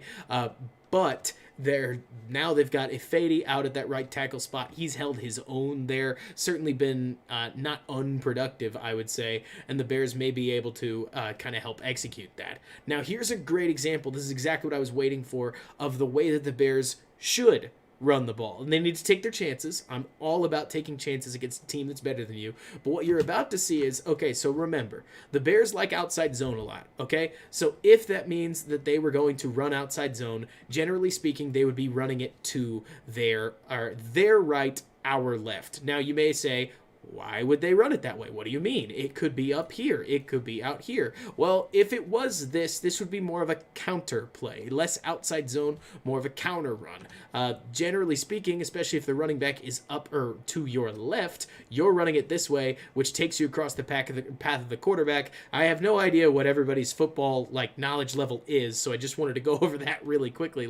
That's how you know where it is. It's actually why you can see guys like Cam Jordan and the rest of the Saints defensive line gearing up to crash down this way. It's because the Bears like to use a whole lot of outside zone, and that means Spriggs is going to have to reach here. Chances are Mustipher coming here. Ifedi bouncing up to the second level. Everybody's stepping over, just like we've talked about how outside zone works. So instead what the Bears do is that they run this fun little toss out. That's all I know it to be called, where they feint outside zone and they send their blockers to crash down on guys and assignments that the Saints D-line isn't expecting, with Rashad Coward and another blocker pulling around in front to try to help create some room. So that's the center and the right guard that have pulled around to take on some linebackers. And help me, Saints fans, because this guy 56 has been blowing up on tape, and I cannot remember his name right now. A lot of guys to learn over the course of 2 days, but he is an extremely talented linebacker, and the Bears are only able to generate some decent yardage here because the blocking angles that they created are very, very good. Remember, this is the equivalent to a surprise run. It's not that it works because our blocking is amazing. It's that the blocking works because the angles that the Saints have to make the play at are a bit different than what they're anticipating. And as you can probably notice, the Bears are testing their linebackers and cornerbacks and not the interior defensive line and taking the L there. Yes, it's Demario Davis. Thank you, Peter. And he's also a second-team All-Pro Bears fans. These are exactly the kinds of has-babbles. Imagine if Davis if Graham had gotten out there and touched Demario Davis. These are the sorts of runs that I think the Bears need more of. Crafty little runs that allow the Bears to try to circumvent the offensive or the defensive line as much as possible. Expect a lot of play action. Expect a lot of Brandy, we've been trying to figure that out for ages now. Expect a whole lot of play action, expect a whole lot of misdirection and other runs like that, because if the Bears could make this a 7-on-7 game, they probably would want to, just to make sure that they take that line out of the game. Obviously, the Saints are built for 11-on-11. That's just a joke. In this case, this is another thing where I think the Bears are going to need the best way I could put it is just kind of figure it out. This is a run, or this is a setup right here where you can be almost certain that the Saints are going to drop into man coverage, which is great because what that means is if you can get man coverage, the Bears are going to run that same rubbing action that they used against Tampa Bay, where Allen Robinson is going to come and set a natural pick for David Montgomery, who's going to wheel out to this side with Anthony Miller coming across on like a mesh spot kind of route right there and digging in the middle, and just spinning around, curling in the middle of the field. Well, Foles takes a look at what he's got, and he doesn't like it. He sees the safety crashing down immediately to come take this away. But with that in mind, Foles works back to the middle of the field where Anthony Miller, who I've talked about being really good against man coverage, beats his man, creates a little bit of separation right there, and is able to charge up the field and convert a first down. These are the sorts of reasons where if Mitch can keep his head on a swivel, can go through his progressions and say, okay, no, I don't like that. I'm going to take the route in the middle. I think the Bears should be able to move the ball yet again. These are the sorts of plays that they need to make, and a lot of them open up purely because of the Bears' talent at wide receiver. Not the most incredible talent. Don't take me for saying that, but good enough to beat some man defense. This is a play Trubisky got hurt on. We don't need this. The trouble is that, again, mano-a-mano setups, or even worse, true pressure that came from, a lot of it was just aggressive Saints blitzing. Some of it was things that didn't work. In this case, it's just the Saints are throwing everybody they've got there. They get a patchwork offensive line into a tizzy, and Anthony Miller doesn't turn around soon enough, or Nick Foles isn't able to get a ball out quickly. But the Bears are going to take their L's on defense because this Saints defense is pretty overwhelming, and they're going to need more individual plays like this in this case, where what you're going to see right here is that once again that Saints interior defensive line is just going to go beast mode and blast the Bears offensive line. Definitely no holes over here, so Montgomery's going to have to Montgomery has to make a play against the linebacker. He does. In that case, it's not a linebacker, it's a defensive lineman. And Saints fans, in case you don't know, Chicago running back David Montgomery is a galactic threat against defensive backs. He runs so hard against DBs and snaps through their tackles that in this case, he's able to turn a nothing run into something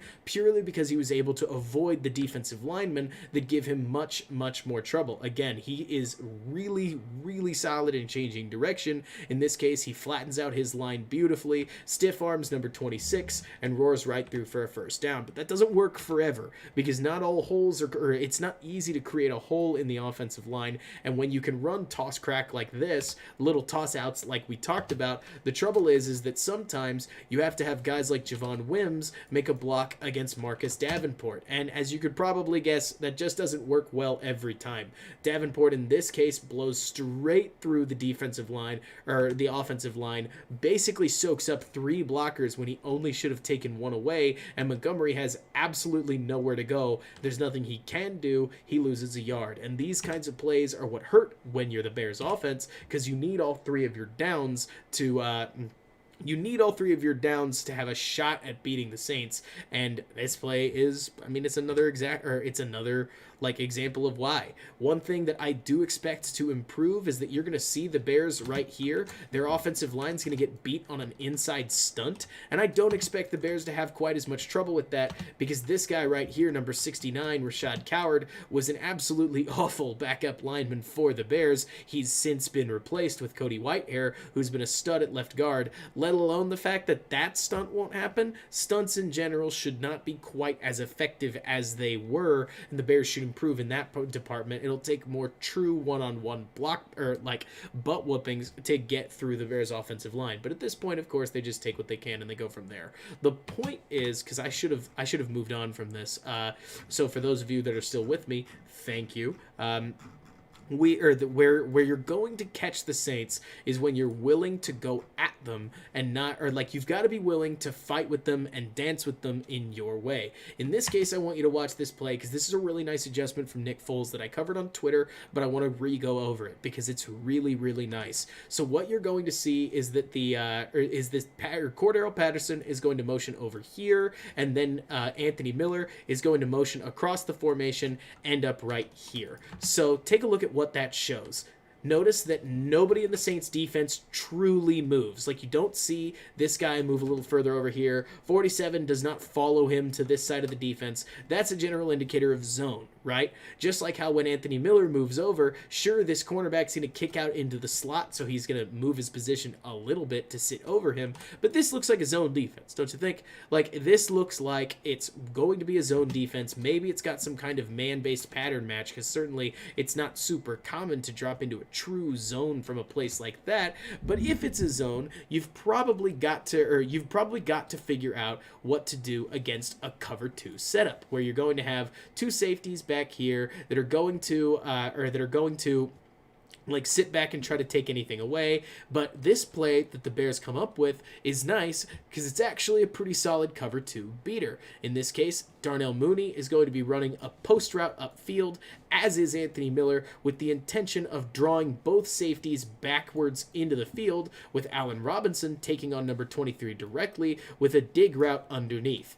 If this play works perfectly, you should be able to drag both of these guys up the field off of a pattern match. So you've got two of these guys following Miller's route right here. Wish I had different colors. Well, maybe I'll work on that in the future. You take this guy out of the field, so it's Allen Robinson versus number 47 and number 23, which is a matchup that if you're a Bears fan, you like.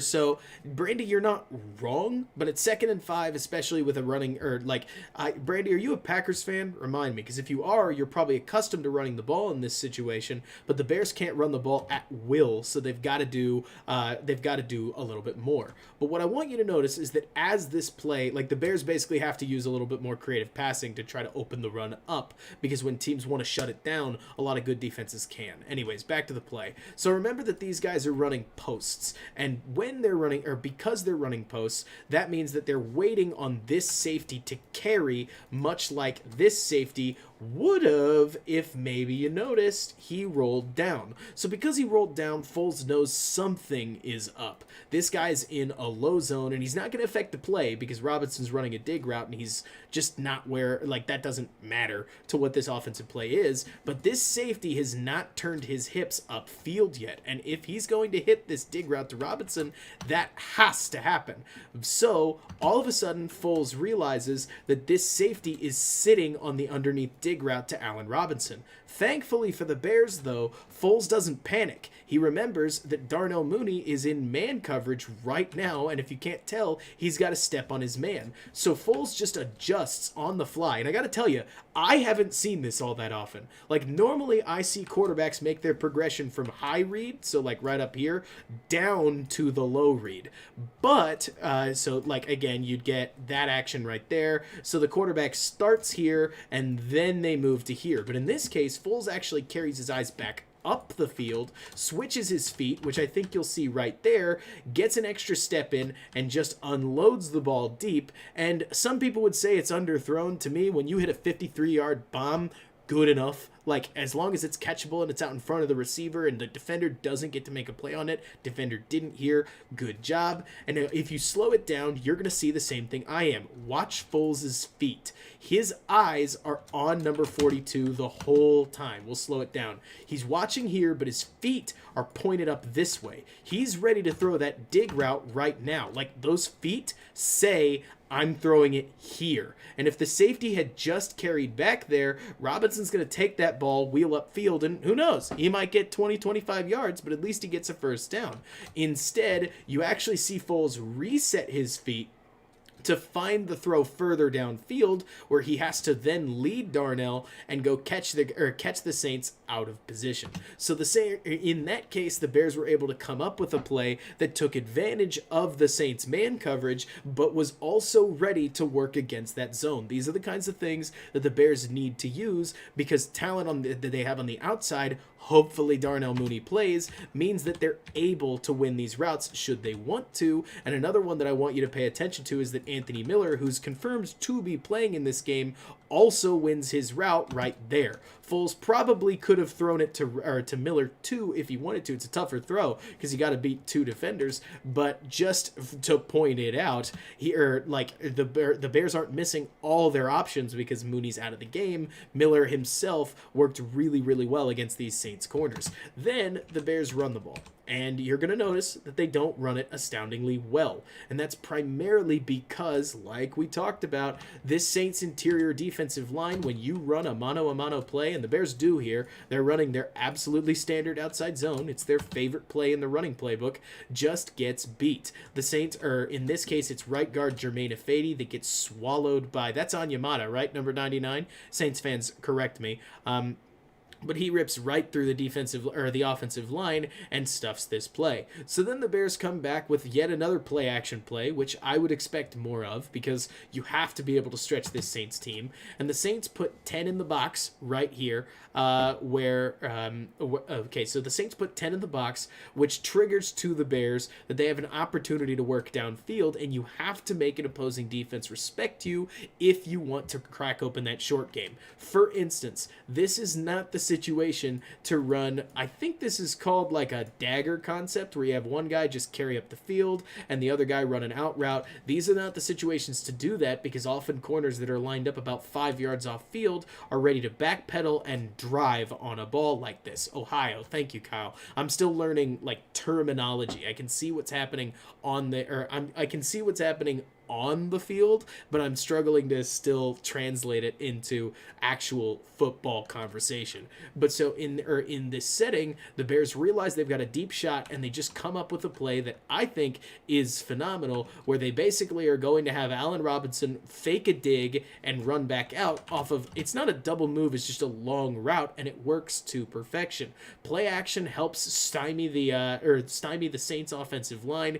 Allen Robinson does a great job getting open. Foles lays the ball right where it needs to be. Allen makes a great catch, and the Bears take advantage of more man coverage. This exact kind of look tells the Bears that if it's a zone, it's probably a fairly flat zone, but more importantly, literally any receiver that's in this position. For those that don't know, okay, so zone coverage and man coverages have this concept of pattern matching, which I'll give you the very short version of pattern matching. If you're in a true to form zone, there's absolutely no way you're going to have a guy drop to there, because then all the Bears have to do is just send two vertical routes, like just two vertical routes up the field, and all of a sudden, if they win those routes, let's say it's Darnell Mooney, the speedster, and Allen Robinson, you put the Bears in, or you put this single safety in position where he can't win. He has to, thank you so much, Action Potential. That's awesome to see. We have a new member. That's exciting. Super fun stuff. But anyways, yeah, you can get little access to these emotes and this nice little like RPO banner stuff, like fun. Anyways, it's all for fun. It helps support me and pay for things. But so anyways, you put this safety in a bind. That's why what a lot of defenses do is they run a pattern match. If they are running a zone, it's going to look like man, because what the Bears are basically going to have is that as soon as Robinson runs any part of the vertical, this changes to man. So that's what happens on this play, and the Bears are obviously able to take advantage of it. Credit to the Bears offensive line. They hold the Saints off of them, and Robinson runs a really, really, really nice route where his corner gives him inside leverage, so he breaks inside just like he's supposed. Actually, he doesn't. I thought for some reason he broke inside, but he just runs a post route, gets right around his man, and dives for the ball, gets exactly what he wants, bang, touchdown, hooray, go Bears. These are the sorts of plays where we're going to need to see Mitch make the same throws that Foles did. Obviously, any Bears fan that remembers this game knows that the wheels came off for the Bears offense in the second half. But in the first half, they did a great job putting the Saints exactly where they wanted to put them. And they were able to take advantage of that, and it's part of the reason why I believe right after this drive, they were up 3-10 in a game that seemed like it was swinging wildly in the Bears' favor, even though the Saints are obviously an extremely talented team. These are the setups that I think the Bears need to work off of. Thank you so much, Nelson. That's great to see. But yeah, exactly like you're talking about, Brandy. These are this is a great way to highlight why Allen Robinson's so important. Like Bears fans that talk about whether to keep Allen Robinson or not, exactly like you're saying, Brandy. This cornerback actually ends up playing what's known as outside leverage, where he's going to be sitting outside and allowing something to the inside, where if the Bears wanted to run Allen Robinson on a dig dig route, this cornerback would basically let him and force Foles to throw into the dropping linebackers. That's what the Saints want. Instead, we'll slow it down. You're actually going to see Allen Robinson bait the inside route right there. That quick little plant. Did you see him drop that shoulder? That's very common of a receiver that's dropping it to put his weight on that left foot and blow towards the right-hand side. So when he does that, you can see this cornerback freeze a little bit and get ready to plant himself, and it allows Robinson to make this power turn around him. And sure, he gets away with a little bit of a push-off, but guys like him often do, and he just blows past his guy to get open in the corner on something that, I mean, the safety didn't have a chance to help on because it happened so quickly. Like, he's watching Robinson right here, and he's still not able to react properly to the break. There's nothing this safety can really do as he rolls right over. Cole, we'll find out. I can tell you that when it comes to, or like what Mitch is going to be redeeming himself from, if I could be just really candid, you guys ask me to be an analyst, not to be not to be just a fan. These are the kinds of plays that have me worried, because when it comes to Mitch Trubisky throwing downfield, he's generally not been the most accurate guy. A play like this where he's got a perfectly, not this one. Why does it always want to be that one? It always wants to go to the Montgomery up the middle. But anyways, let's get back to this. Like this play right here where Trubisky ends up with a clean pocket. He's got Kmet right here, wide open, and he lets the ball loose with actually a little more pressure than I always forget about the pressure, which of course you could say like it's funny because he's got a huge clean pocket way over here, but he ran as far as he wanted to on the bootleg. Even so, he gets this throw off. Kmet's wide open. The throw's a little too long. These are the kinds of things that can't happen against the Saints. And Rich, you're right. Foles can't move. The bright side there is that pass protection has gotten a lot better for the Bears, but I'm not trying to make the case for Foles to start. You can't make the argument, in my opinion, that Foles should start outside of should'ves, would'ves, and could'ves. It would be almost betrayal to Trubisky, who's the only reason the Bears are in the playoffs, according to many people, which he's the quarterback. He's the quarterback. You got to give him his due. Mitch, basically, in my opinion, the only chance Foles has, just to make sure we're clear on the conversation, to even get in the game is if Mitch throws 2 picks in the first half. He does that, maybe they make the switch, but that's a maybe. My guess is that this is Trubisky's last stand, so to speak. Benjamin, I do play Madden. I've been playing it a lot more recently because I'm trying to get ready for the offseason where we're more than likely going to be going through a Bears franchise, especially because it's easy content and it goes along with the analytical stuff and helps me explain more of the game. But long story, so there's an answer to that. Peter, I think that it's hard to tell. I'll tell you that what worries me is that there are a lot of plays that I see Foles make quick little reads where I think that the Bears are going to, I think the Bears are going to be using plays where they need Mitch to go through his progressions, and I think it's worth worrying about whether he can do that, again, being candid. But maybe I'm a little too worried about Trubisky. I watch plays like this right here. We can talk about Trubisky later. We'll talk about him if the game goes south. Right now, let's keep focusing on the game plan at hand. There are tons of these examples, especially in the first half. Thank you so much, Benjamin. That's awesome to hear. There are tons of examples like this where how did the Bears get this long run? They did it by once again collapsing, they basically just confused the Saints front line. You're going to see here that the Bears start out in an I formation set. So remember, an I formation means that you can run it in either direction, because as long as you've got that single back, you could theoretically have Foles turn this way, or you could have Foles turn this way. It's really not that complicated. You can run in any direction. That's one advantage of not having him sitting in the shotgun. But so they start in the I formation, and then Patterson motions out. All of a sudden, they're in what's, I think, called the split back formation. Normally I've seen this run with 2 running backs, but they kick the running back over here, which, what did we talk about earlier? If the running back's on one side, generally it means he's slashing across to take the handoff right there or something like that. But what the Bears do is, now that they've motioned Patterson out and he's got a man trailing him, they have caught themselves in a position where, if you can count, you'll notice that they have 1, 2, 3, 4, 5, 6 guys against 7. So they're still down a man, but they've created a little more space, a little more breathing room. Patterson's not really a blocker anyways, so the Bears are set up in better position to try to create an alley. But they do one more thing that I want to show off. What they do is that they run this run at an extremely abnormal angle. They run it with Cordarrelle Patterson running across, which confuses the linebackers just a little bit, and especially, maybe more importantly, they take Jason Spriggs from this tackle spot and collapse him down to double team and seal the edge.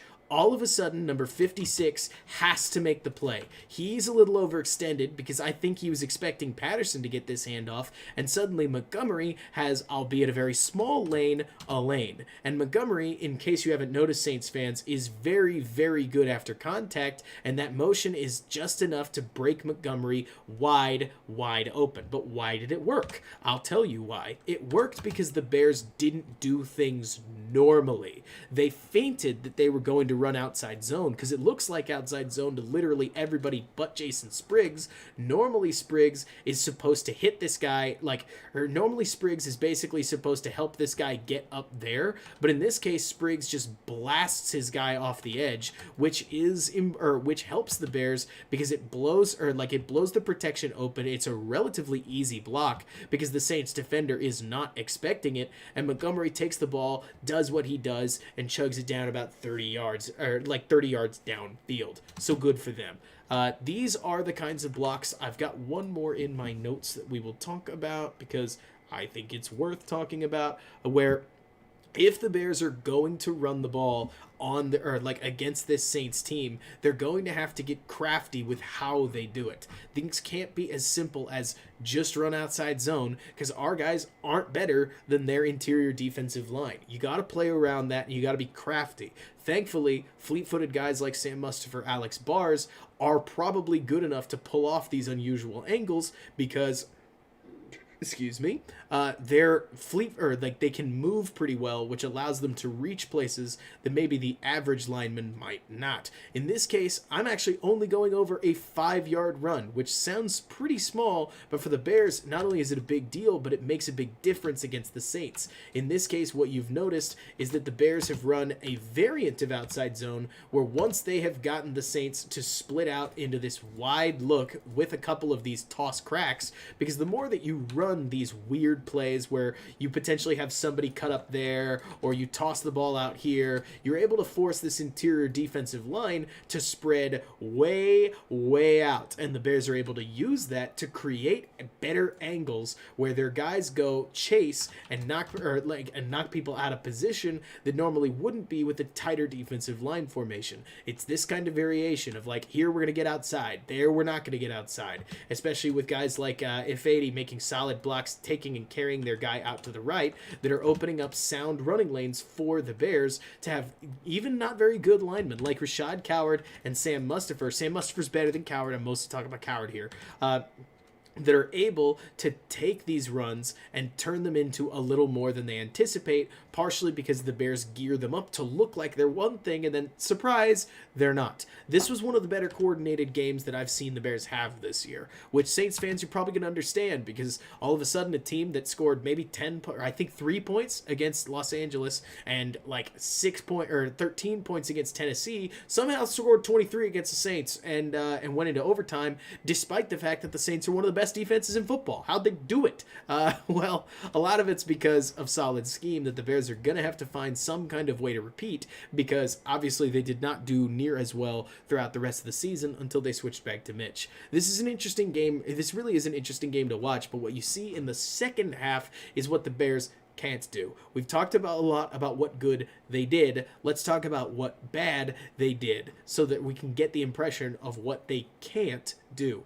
In this case, it's as simple as it looks. The Bears are able to move the ball. They get a nice little 9-yard gain, neat little 4-yard run, solid 5 yards, 1 run or 1 yard. Okay, that's not ideal. We can take a look at it real quick. You'll see that the Saints defensive line is just very, very talented. And in this case, they just take this run to task. They're able to, what you're going to notice here is that, you're going to notice these two interior defensive linemen are basically going to soak 2 double teams, and they're going to do so well enough that 56 comes out here and makes a perfectly clean play. 90 denies that alley.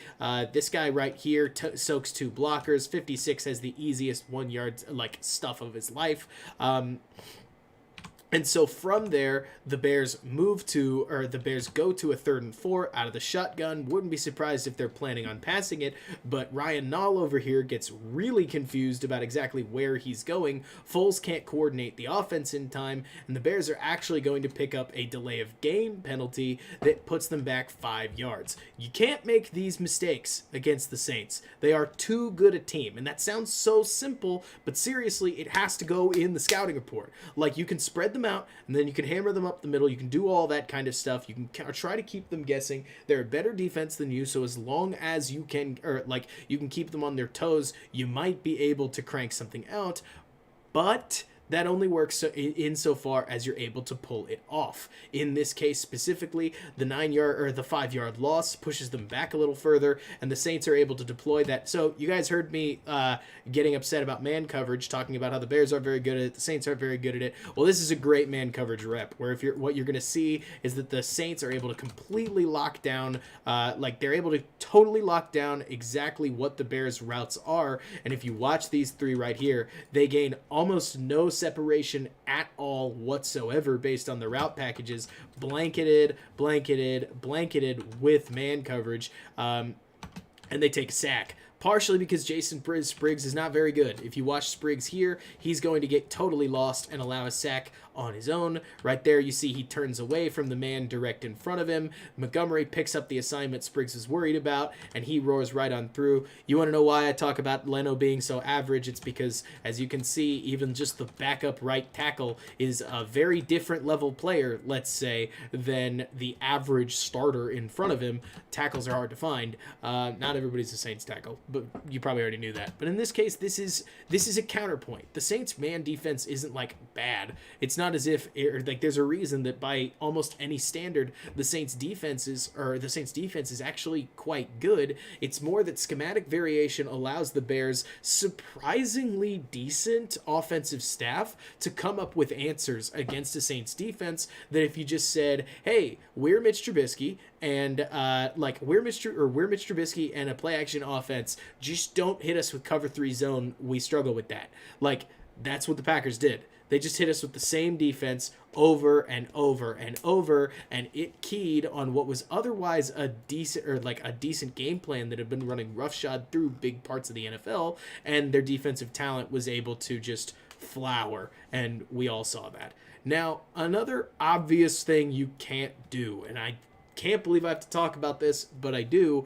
This is the play right before that Javon Wims fight, and you can't have that. Here the Bears start by gaining 5 yards on a quick RPO, where what you're going to see right here is, I'm actually not even 1,000% certain. It's an RPO, because here's the offensive line blocking way down the field, but from there Foles reads this defender kicking out for the bubble RPO and hits Mooney on the inside, or not Mooney, that's Miller on the inside for a neat little 5-yard gain. Run pass option, as I'm sure you know, it starts as a run play. Quarterback can option it to a pass play, but he has to be fast, because if he's not fast, you get an ineligible man downfield penalty, and I take that all the time in Madden when I use RPOs. I have had to turn myself into not an RPO defense until my brain catches up to all Madden, but that's an aside.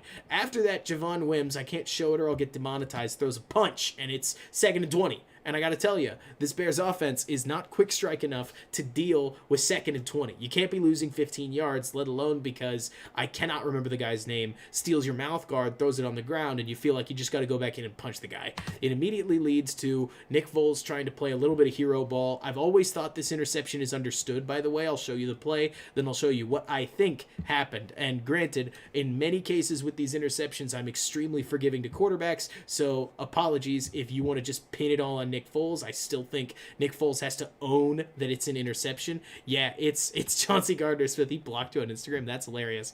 But so you watch this throw. Foles looks. He fires into coverage. And where's his receiver? What's going on here? What in the world happened? Well, I'll tell you what I think happened. So there are a whole lot of route adjustments that guys run, especially on deeper plays like this, as they're trying to set up 3rd and manageable. The thinking is that if they can take a shot here on 2nd down, it might be kind of obvious, but it's a lot better than taking a shot on 3rd down in a close game where you could give away a pick, which obviously, ironically, it doesn't work. But so basically what happens is that, and I don't know why this is legal nowadays, but it is, because I would think that this would be offensive pass interference. But what I've seen a whole lot of, especially when you use a bigger guy like a tight end, is that the tight end basically just runs an in and out route, slams into the DB, drives him back to around this spot right here, and then just turns around. And so what that works out as is it's like a flag route that you then turn around and turn into a back shoulder ball, and you just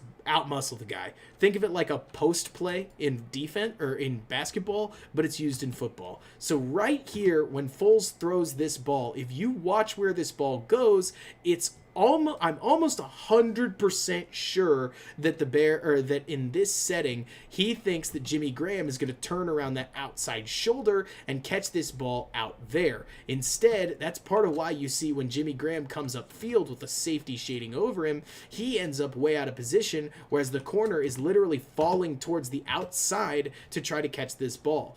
I think Foles expected him to turn around and catch that, but I'm not looking to excuse this. This still matters. Like, it still falls on Foles because he can't fall on Mitch. And sure, while I think it's a miscommunication between him and Graham, these are the sorts of things that I think it's always fair to pin on the quarterback because you can't pin it anywhere else. And that's what it looks like. DJ, believe it or not, we were a little less predictable with Foles. With Mitch Trubisky, we threw 5 passes. Oh my gosh, thank you so much. That's so unbelievably kind of you to donate anything. Thank you. But so with Nick Foles in the game, the Bears ran 10 plays where the pass was targeted at 10 yards and more. Against the Packers, in 43 passing plays, the Bears ran 5 while the game was still within hand. So that's not a great ratio. It's only gotten more predictable with Trubisky in the game, but obviously it doesn't work out for the Bears here. And while I could say the interception is a miscommunication, while you could say it's all on Foles, while you could say, while it's definitely not great that the Bears get beat on yet another inside stunt, I will always pin this back on Javon Wims, because when Wims punched Chauncey Gardner-Smith, it put the Bears in a position that they just didn't have a play calling answer for. Like you're talking about Brandy, Brandy talked about how the Bears are fairly predictable in these early downs. I thought somebody put it well. When your offense is built to get maximum 12 yards on any given play, there's only so much you can do. And in this case, you can throw a 5-yard out, you can try running the ball, you can do this, that, and the other, but there's only so many options that you have. From there, of course, we move on. The third quarter, things were still out of sync. Foles misses a deep shot here that you'd love him to have, and if he doesn't take this, you'd want him to take the underneath route. But I like showing this ball purely because it's yet another example of where I think, personally, the Bears actually have more success against man coverage than meets the eye. In this case, I'm not actually talking about the deep shot to Darnell Mooney, which the throw lands here. Dang, markers and depth, right? The throw lands here. It should probably be closer to here. I hope this makes sense, like a little further in and a little further back than where the throw was. I don't love the throw's location at all. That, in my opinion, is a mistake. But even worse is take a look and watch right here Anthony Miller on the underneath route. I don't have an issue with any quarterback being aggressive, but man, watch how well Anthony Miller from the slot beats his man. Like right here, he's going to run, I think this is called a blaze out route. route, and it's one of the hardest routes to run in football, where you're going to see him run in and then hook right back outwards, and he literally puts his man on the ground. That is as open as you can get. And so this is a setup where if the Saints do trot out in man coverage, I wouldn't be surprised if number 17 has quite the game, because even if Darnell Mooney's out, Anthony Miller is very, very good at playing against man coverage, and you can scheme up routes for him to run, or you can scheme up plays for him to run routes just like this. And that's one of those where I look and I say to myself, I really think that this is one of those, I would have loved for Foles to take the automatic completion. I don't think Foles expected Miller to beat him that badly. Even so, the throw to Mooney cost the Bears a down, and you literally can't give downs away in this Bears offense. It's frustrating, it's infuriating, but if the Bears are going to beat the Saints, they pretty much can't have any incompletions,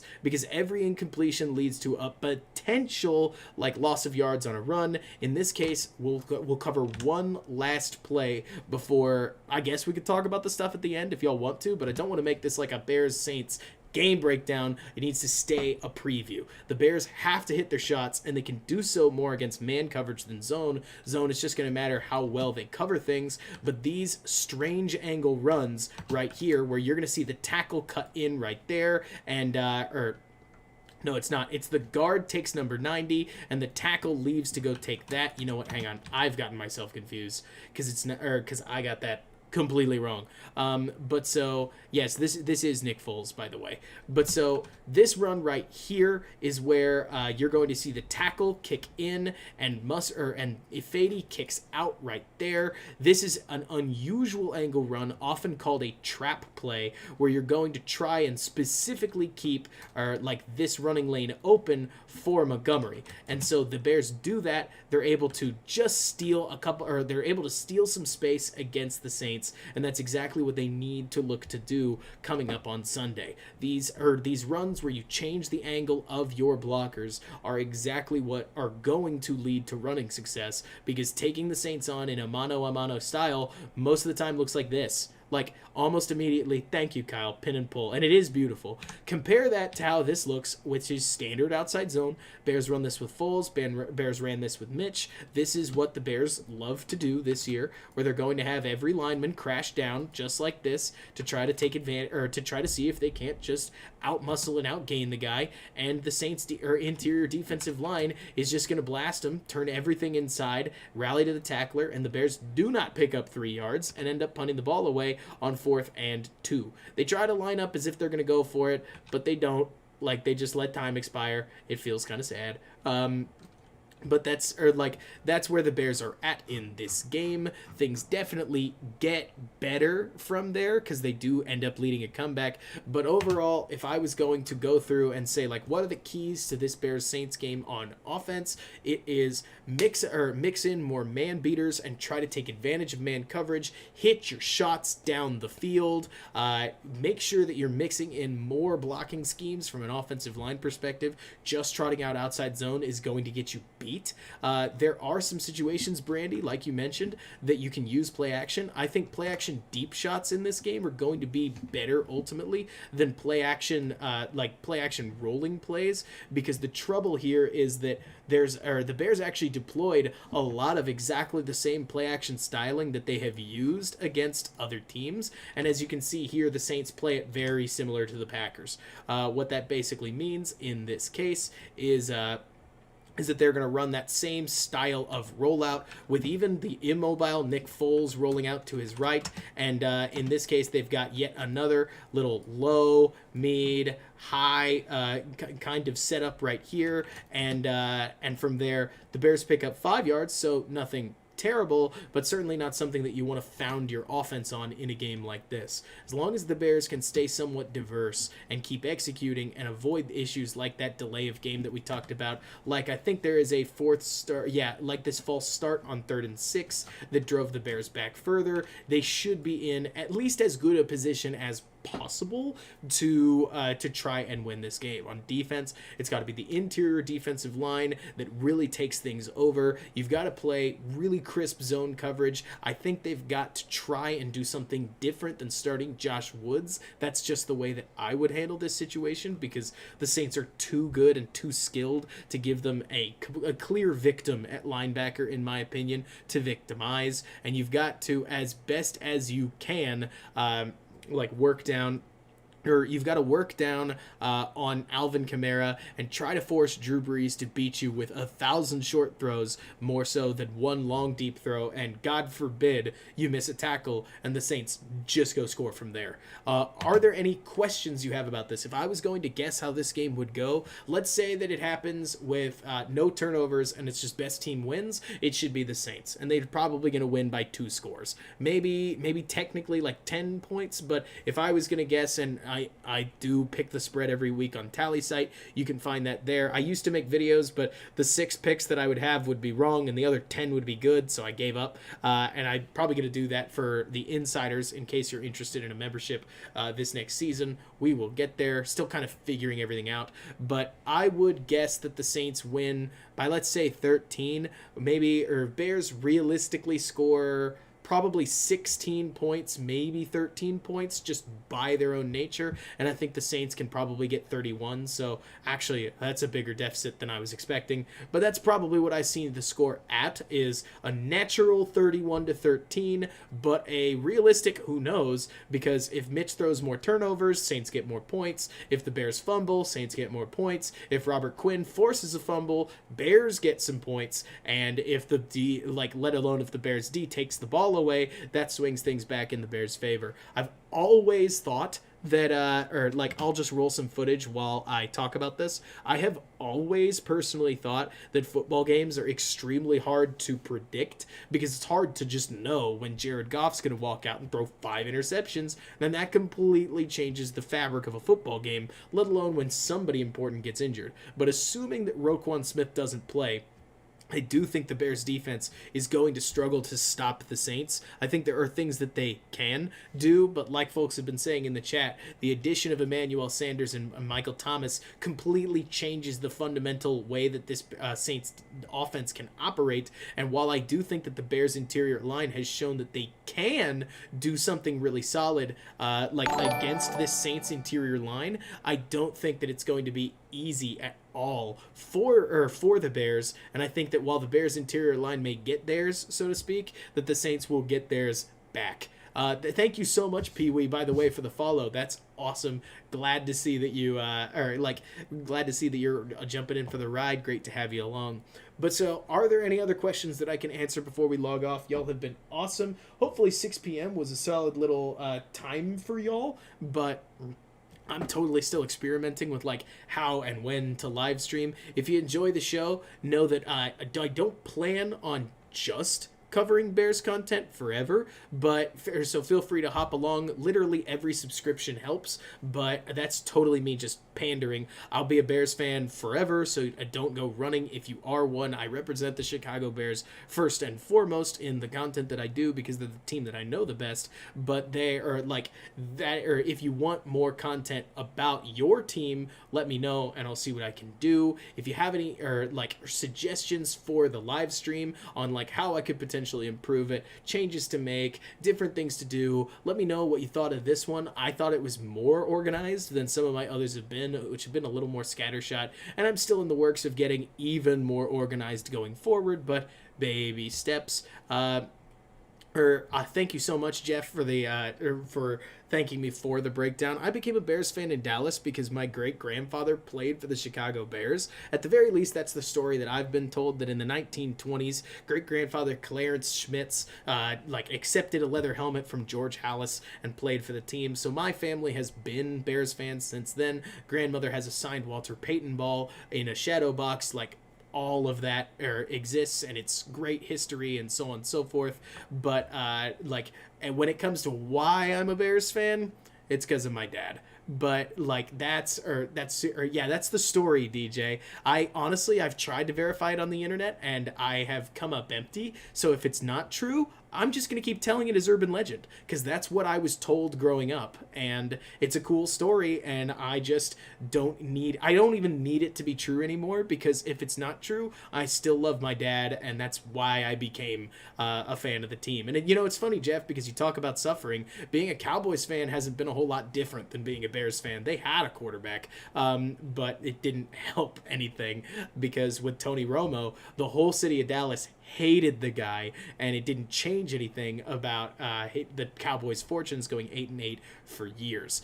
Louie Lou, I hope they don't let Robinson go and pick up Julio Jones. I think not only Robinson's the better player, but he's the younger player. DJ, things were very different for the Cowboys in the 90s, but I didn't have my football awakening. Would you believe it? The first Bears season, I can still tell you guys what it was. First Bears season I watched, because I wasn't always crazy into football, was when I was in 7th grade. I'm a 26-year-old guy, and my mom was like, hey kids, you got to be really nice because the Bears play the Saints in the playoffs today. Apparently it's a really big deal. So believe it or not, yeah, the first game I watched was the Bears Saints game back in, can you guess? Because it was 2005, and that was when the Bears made their run for the Super Bowl. That's when I went to bed. Suddenly I was enamored with football, just absolutely in love with it. I could barely know all the players' names, but obviously star Devin Hester. I went to bed like right before the game, just like sitting and waiting and dreaming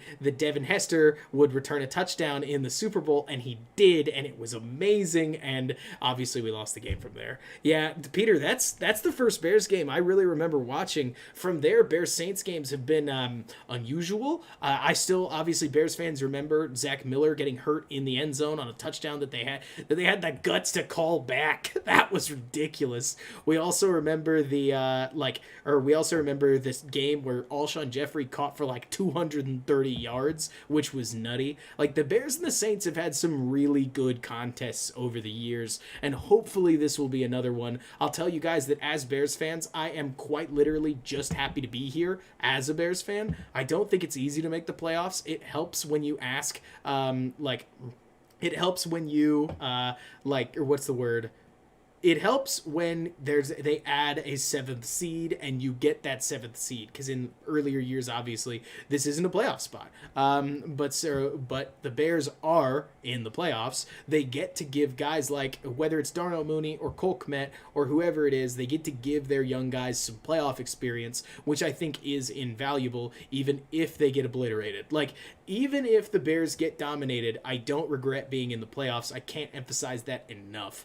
But obviously if they win, that's even better. And Jeff, we can address off-season questions in the off-season. Thank you so much, Action Potential. You're amazing. Thank you. But the Bears and this football team really are one that obviously I love, but more importantly, we'll take every step as we go. I think there are some options out there for quarterbacks. Some are more dangerous than others, but we could talk about them another time. For now, are there any other questions that I've left unanswered about this Bears-Packers game, or at least about the Bears-Saints game? Gracious, all that Bears-Packers really clearly got into my mouth. But is there anything that I can answer before we log off? I'll give you guys a second and enjoy my adult beverage. Action, I love it, because I am perfectly comfortable firing Ryan Pace. I don't know how to feel about Matt Nagy, because this game was a perfect example of like what I would of where I thought Matt Nagy was making a very strong case for him to be simultaneously fired and rehired. Final score prediction, DJ, if I was going to really say like final score, I'd say 20-31 Saints. That would be my true final prediction. I'm worried that the Bears don't score that, because every time I predict the offense to score fairly high, they end up bumming me out. So I docked it down to 13 points, but I would hope that they can score 20 points and grind that out, maybe with the addition of a turnover here or there. But again, I'm talking stale, no turnover game. I think that's what happens. Thank you so much for the late donation. Thank you. That is so helpful. You have no idea. But so I would say, DJ, that I am worried about this game, or like in the sense that I don't know if they'll win, but I'm not worried about it in the sense that I don't expect them to. So I don't have I'm basically just looking for bright flashes against a very good team, if that makes sense. Rather than like a win or die situation. I'm just excited to be in the playoffs, but feel free to disagree with me in that case. Somebody asked, Jeff, you asked how would you stretch the field without Darnell Mooney? I will show you an example of exactly how I would stretch the field without Darnell Mooney. His number is 17. His name is Anthony Miller. Anthony Miller is such a good route runner that what he's able to do, even though he's not fast, is he's able to win man coverage routes right off the line of scrimmage. I'm going to show you guys a quick route right here that shows exactly what I'm talking about, and if you want, I can find other examples. This is a week 1 game where the Lions, thank you so much. That's so kind of you to donate more. You have no idea how much this helps. I just dropped money on that PFF subscription, which has helped me a lot in identifying different ways that that teams are and aren't efficient, and so helping me pay for it is incredibly kind of y'all. But so what I'm thinking is, watch Anthony Miller right here. The play you're about to see is a pick play. So Allen Robinson's actually going to run a quick pick route for Tariq Cohen to race up the sidelines. R.I.P. Cohen. But I want you to watch Anthony Miller because he's gonna blast his man directly off the line of scrimmage, and that's what you really want to see in this man coverage route. Miller leaves his man just about on the ground and roars right up the sidelines. When you want to know how you're gonna stretch the field without Darnell Mooney, this is the guy to do it. Thank you so much, Ryan. Where he runs a beautiful in and out route and just beats his man cleanly. Roars straight up the field, and as you can see, so many names. Anthony Miller is not that fast, but he's so good at running routes when he wants to that he can get to where he needs to be vertically without much trouble. Another great example there are tons of these, especially from last year. Let's see, week 6, there's one of them here. Nope. Do you guys know that I do this all the time? So I had to, over my years, I've had to basically memorize the Bears games, and thank you so much, Ryan. I think I already said this, but I'm so glad to see you here. I want to cover as much NFL as possible, so let me know what team you're a fan of, and I can certainly look into doing more breakdowns over this offseason. I want to learn more about more teams, but I'm glad to see you here and having fun. So there's a really famous example that y'all probably remember from last year's Saints game, which was yet another utter beatdown, where, let me find it, because there's a ball to Miller, I believe, right around the start of the game that ends up getting missed. There's obviously one to Robinson, but between both zone coverages and and man coverages, Anthony Miller is a way better vertical threat than I think a lot of people think he is, and that's something that the Bears are going to want to make a lot of use of if they want to win this game, at least based on my understanding of here it is.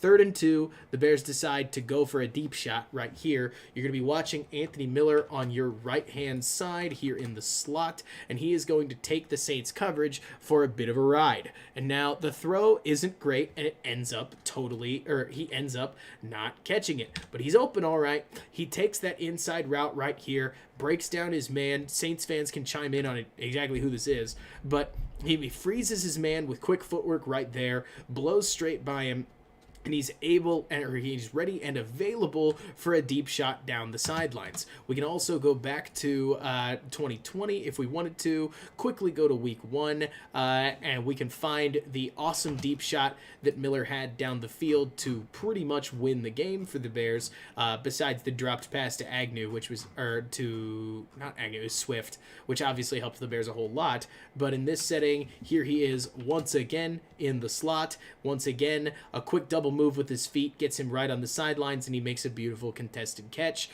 putting his hands right out for the ball. He's a player that I've been waiting to really blossom for years, and he's never quite done it. So that's a bit of a bummer as far as him as a receiver. But man, Jeff, that's twice in the same game.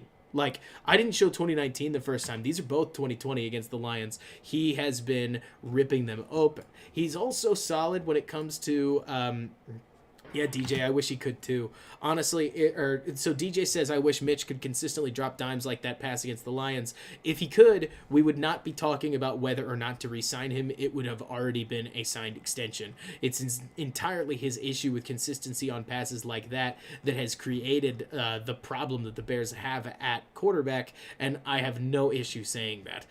If he could consistently do that, nobody would question whether he was the franchise starter or not. But we'll just have to see what happens there. So here's another option. You talk about it, Jeff. Hopefully I'm hitting you with enough quality Miller content.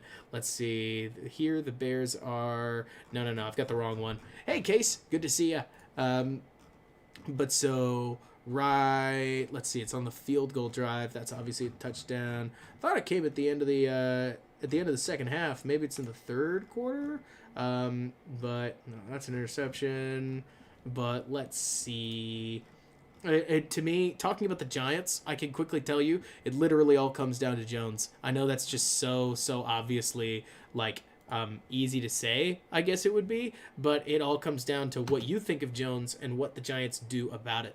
I think the team's surprisingly feisty. A lot of people wanted to count out Joe Judge, but it really comes down to whether Jones can get a little bit under control. Jones is one of those guys. I think Jones is the, I think Jones is the anti-Trubisky. Jones will give you a lot of great plays, but he comes with the cost of a lot of bad ones. So if he can round that game out, who knows? The Giants' ceiling becomes a lot different. Right here, you're going to see Anthony Miller yet again beat his man on a quick in and then all the way around route, where I think Wims and A-Rob here are just going to come across. But Jeff's talked about vertical threats, and right here, Miller runs a beautiful route set up by this Robinson pick, but he drops it. That's something where I would say, that's the funny thing, AP, by the way. You ask if Jones is like Eli Manning. I actually think they're total opposites. I thought Eli was the model of consistency in his good years, and Jones is incredibly inconsistent.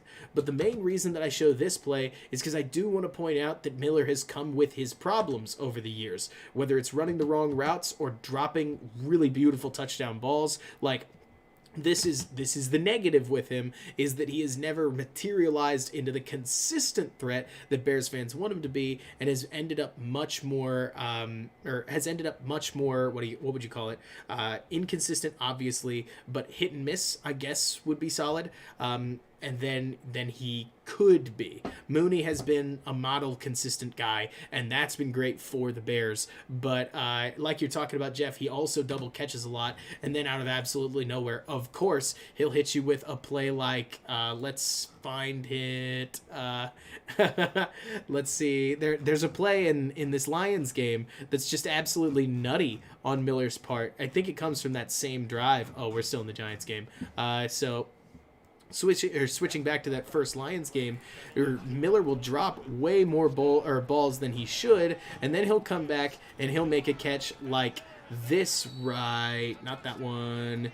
He'll make a catch like this right here that just doesn't, it almost defies understanding, where it's like, how can a guy that is so iffy with his hands make a catch like, no, wrong play. In this one, Miller just keeps himself alive, makes a nice little grab right there. I think it's a third down. Thank you guys for bearing with me when I picked the wrong play.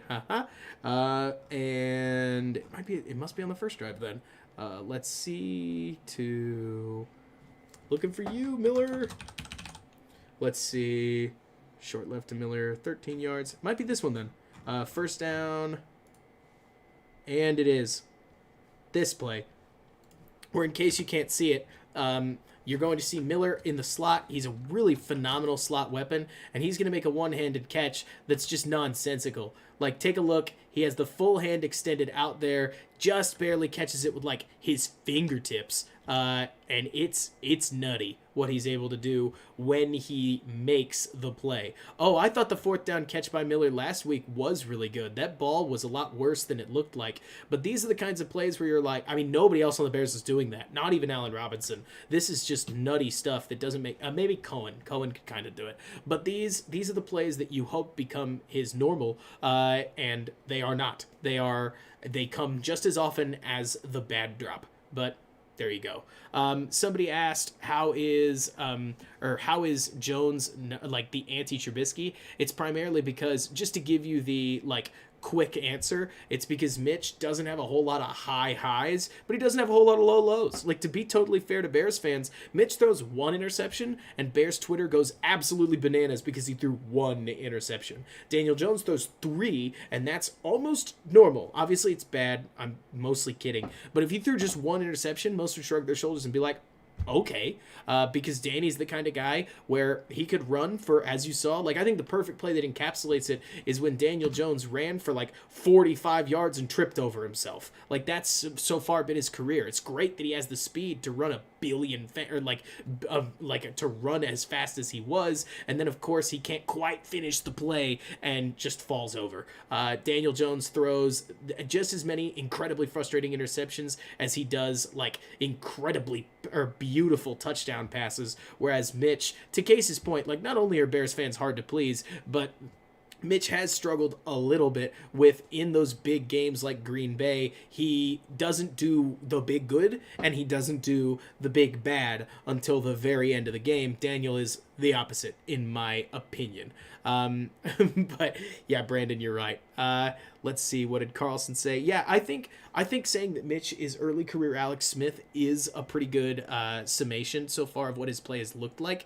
The only issue is that I don't know if Alex Smith ever had this many problems processing defenses, but I don't really know. Like, that's the complication. If Mitch learns the game slowly but surely, I think he could have a nice little resurgence, but a lot of it comes down to when a defense throws something at him that he just doesn't see, he doesn't see it, and he's always worried that he's not going to see it. And that's, I think, part of why you see the inaccuracy downfield, is because he's not as confident as he wants to be. His mechanics can flag a little bit, and so on and so forth. And that's the other problem case, is that when he does make the bad mistake, like he ends up, or when he does make that bad mistake in those big games, he doesn't have the good to fix it. And I hope it doesn't sound like I'm just killing Mitch. I'm trying to give the most honest evaluation possible, because, for instance, just to give an example, talking about Nick Foles reads the defense great, but Nick Foles also has enough plays in his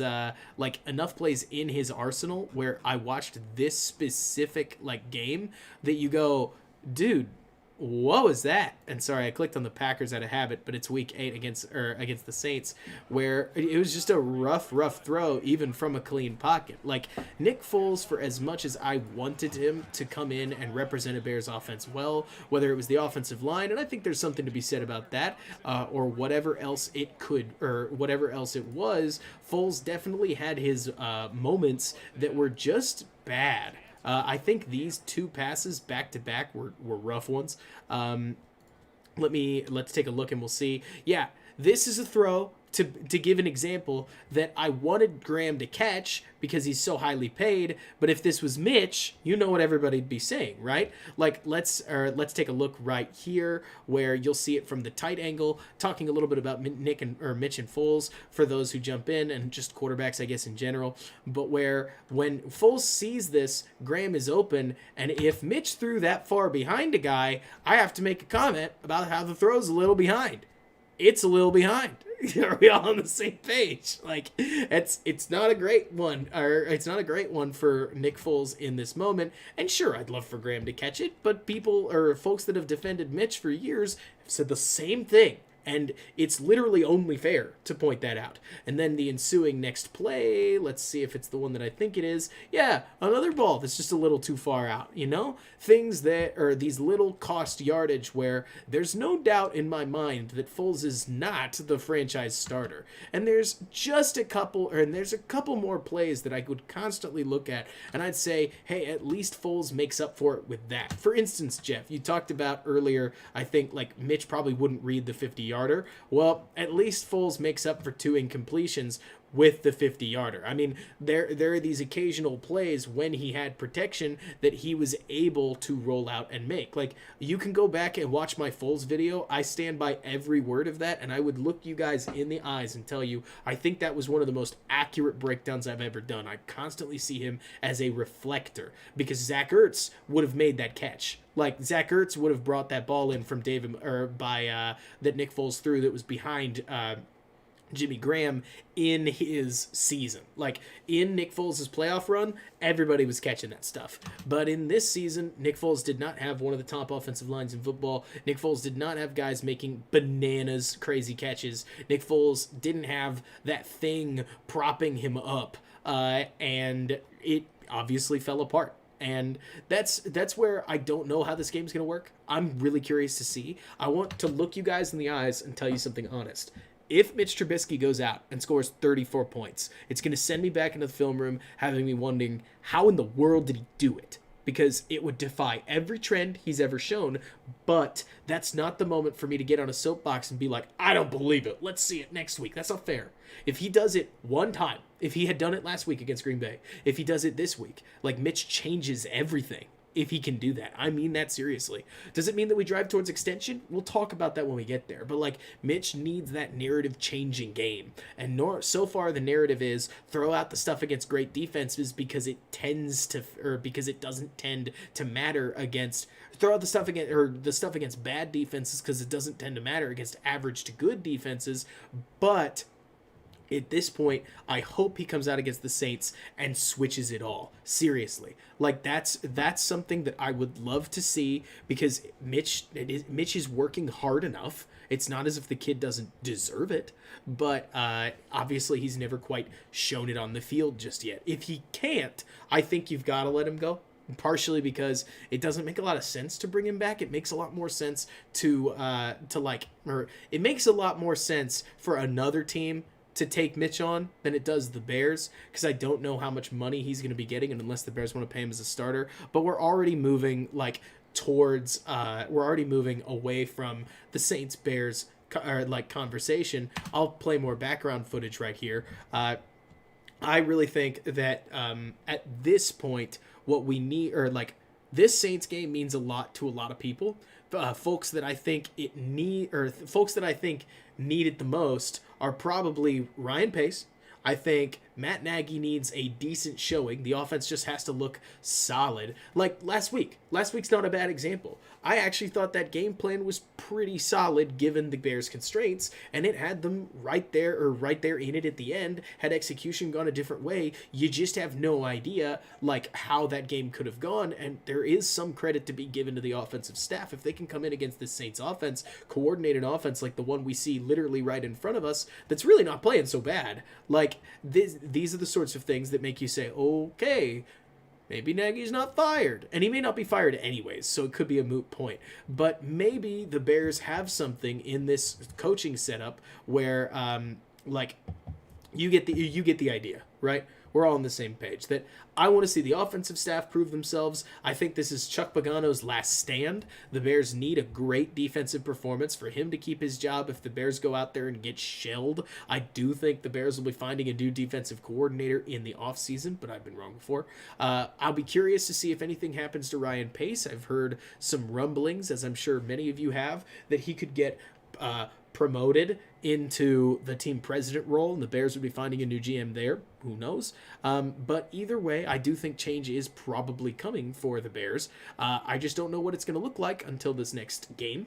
I think we've previewed it pretty well. Are there any final questions that you have before we wrap up? And as you get your questions in, I'll plead with you one more time. Any support is helpful, even if it's just a like or a dislike or a comment.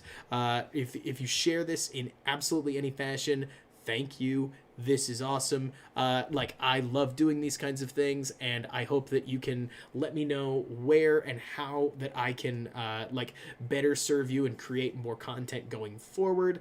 Anything helps. So let's get to the final questions. Is it easier to fix Mitch or get a good O-line for Foles? Dave, I'm going to be honest with you. Right now, I think that the trouble is that is that the Bears' offensive line is in rough shape. It's good enough to beat bad defenses. It's not great against good defenses because good defenses have solid edge play, but maybe more importantly, really good interior offensive line. So I think either way, you need to address the offensive line. Let me give you an example.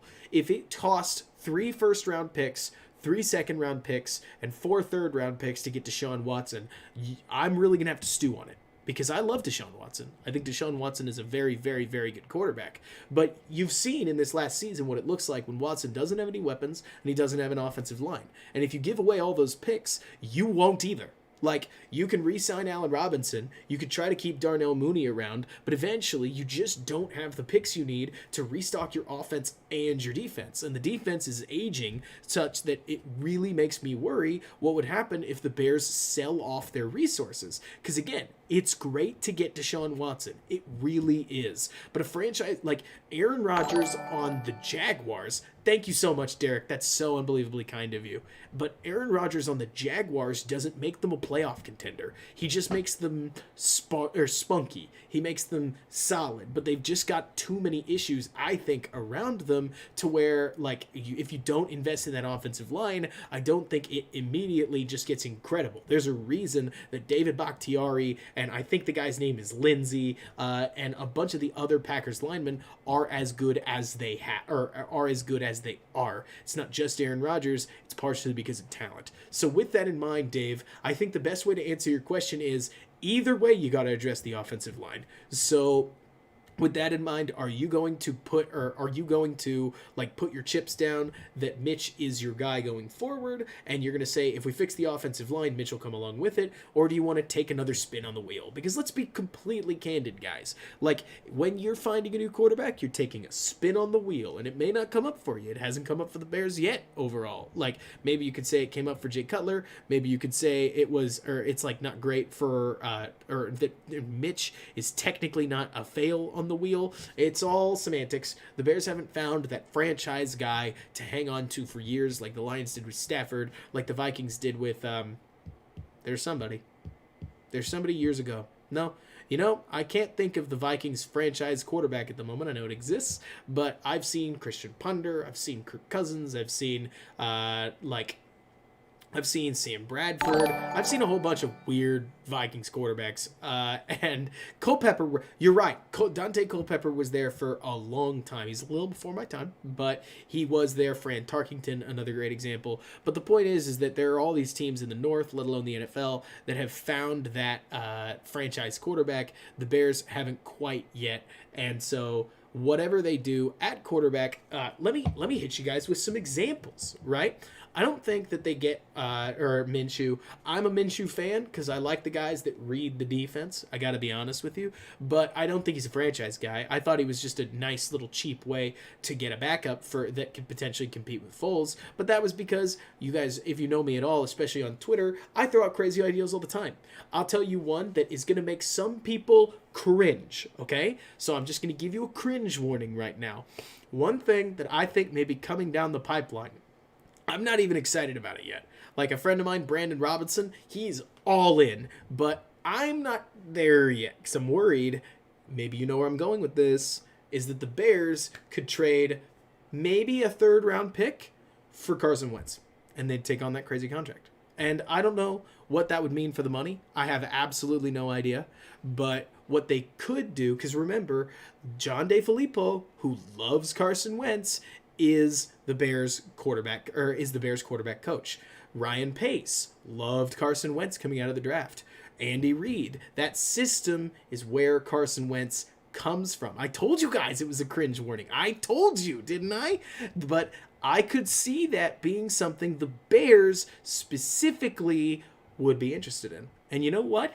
For all that craziness, if it worked, it's obviously a great move. But I will tell you that, that's something that I could see the Bears potentially doing. But like y'all are saying, hey, action. I'm saying that they could do it. I'm not saying that I'd necessarily do it because this season was obviously awful.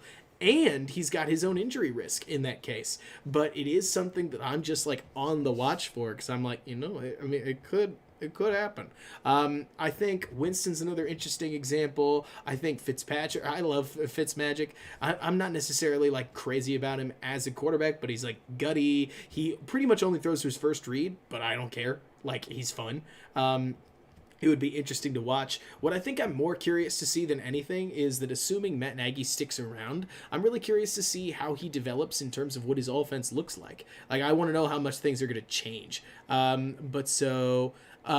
John, if you're, I'm actually really interested. Is it Coleman? Because I model a lot of my stuff out of Coleman. I think Coleman's awesome, and you're allowed to do that, especially if you're recommending something that's really cool. QB School is another great example. Set the Edge is awesome when I have the chance to watch their videos. Haskins would be interesting, Tyler, but I think that you'd be inviting him almost exclusively as just, hey, you were a former first-round pick. The trouble with Haskins is that, like, he's a real problem when it comes to, like, how his play on the field looks, and I don't know if that's gonna fix anything. But so, anyways, that's just me throwing something out there.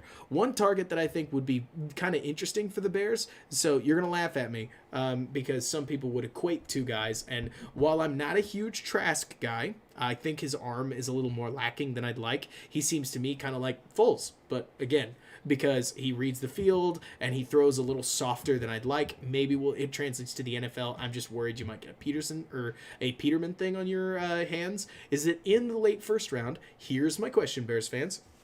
If you are sitting on the clock, right? Let's say the Bears have the 20th pick and you trade down. We all love a good trade down, right? Bears pick up a second round pick to trade down. And now you're sitting at the 28th pick in the draft, right? And lo and behold, Mac Jones is on the board. Do you take it? I'd think about it. Like, I'm all about drafting an offensive tackle, and I said in that Leno video that you really can't find an offensive tackle, like especially a left tackle, outside of the first round, and I stand by it. Left tackles are really hard to find. But I will tell you that if Mac Jones was on the board for my pick, I'd think about it. That's somebody that, while I don't love his physical tools, I do think that he's got enough arm strength to hang around in the NFL, and at some point you got to bring a quarterback into the room. Unlimited, I completely get what you're coming from, like, I really do, but at some point you do have to address the biggest position in the room, wherever that is. And I completely believe you. Truly, he's a guy that I could tell you I could tell you right now that Mac Jones is a guy that I haven't watched enough film on. That's true with a lot of these guys. I'm going to make a whole bunch of those quarterback videos that I've been telling you all about as soon as the offseason is actually over. But that's one where if Jones was there, especially if he's there in the second round, I'm thinking about it. Somebody mentioned Derek Carr. I'm really curious. I keep hearing these rumors that Carr hates cold weather, so I don't know if he'd want to be a Chicago Bear, but I really can't hate his play style. I like Carr plenty. I think he's riddled with mistakes, but he's crazy talented, and if you could get him for a relatively cheap ad, I mean, that's not a bad starting quarterback. He's probably not your true franchise guy, so to speak, but he's better than most bridge quarterbacks. His contract is cheap for now, John, but I think he's a UFA after this year. Could be wrong on that, especially if Gruden moved on to Mariota, but I have no idea. That's the thing. Like you're saying, he's saying, I think Carr is a good quarterback. I really do. Carr is in that same category to me as the Matt Stafford type. The kind of guy who's plenty good enough to be a franchise guy, but not an elite franchise guy. Another great example there would be slightly positive, or it's slightly better than Kirk Cousins, maybe kind of the same in some capacity, a little more fleet-footed than Kirk, but I would say that Carr has a habit of being just wildly inaccurate out of nowhere because his mechanics can go kind of crazy. And surprise, Carr actually struggles to read the field too. Carr goes, look, check down. Why does he get called Captain Checkdown? It's because if you can take his two options away, he only has two. Mitch operates off of a 1-2 system. Carr goes 1-2-3. So he's grown that third read. He looks for one read, he looks for another read, and then he goes to his checkdown, which is why it happens a lot. But so at that point, I would take Carr. I've always been more positive on Carr than a lot of my compatriots, but we'd have to see him actually become available first. One thing that I can tell you that I do think is kind of funny is for all the offseason discussion about Dalton versus Newton versus Foles, I kind of feel like the three of them ended up being the same in their own way. Like, a whole lot of people see them as, I think that while they're very different players, they've all been that kind of disappointed, like, kind of quarterback. And I don't know if any of them necessarily, like, would have played better in Chicago, being completely candid, than Foles would have. Maybe Cam would have been able to run around a little bit, but I do think Cam's a little more inaccurate than the other two. Maybe I'm just being stereotypical, hope I'm not. But that's at least what I've seen from those two. And it is kind of funny how much offseason discussion went into, we paid this for Foles, and Dalton was there, and Newton was there, and I agree, trading for Foles definitely made him more expensive than I would have liked him to be, but it is sort of funny watching the difference between playing level of those three quarterbacks. We'll take the last little bit of questions because a 2-hour stream became a 3-hour stream. Hopefully y'all had fun. I really appreciate being able to do this, and I appreciate the support that y'all give me when we're in the off season. We're still going to break down the Saints game either way. For those of you hardcores like me, like, what if we win? Yeah, we're breaking it down. If we lose, still breaking it down. But we will get there when we get there. We are about to close things up. Hopefully y'all have enjoyed a good old stream. I love hearing y'all's feedback, by the way. I think Cam being done in the NFL isn't out of the question. That's for sure. But, Case, I can't tell if Carr likes Gruden. There's so many of those rumors, but I imagine he must. But who knows? Either way, missing the playoffs is never good, and I imagine Gruden might want to shake things up. Again, hard to know. But so, yeah, of course. Thanks so much for the stream, or thanks so much for watching. Without y'all watching, there is no stream. So y'all are the stream. I'm just the streamer, the guy who hosts it. So thank you guys for jumping in. Case, or is it the exclamation Discord?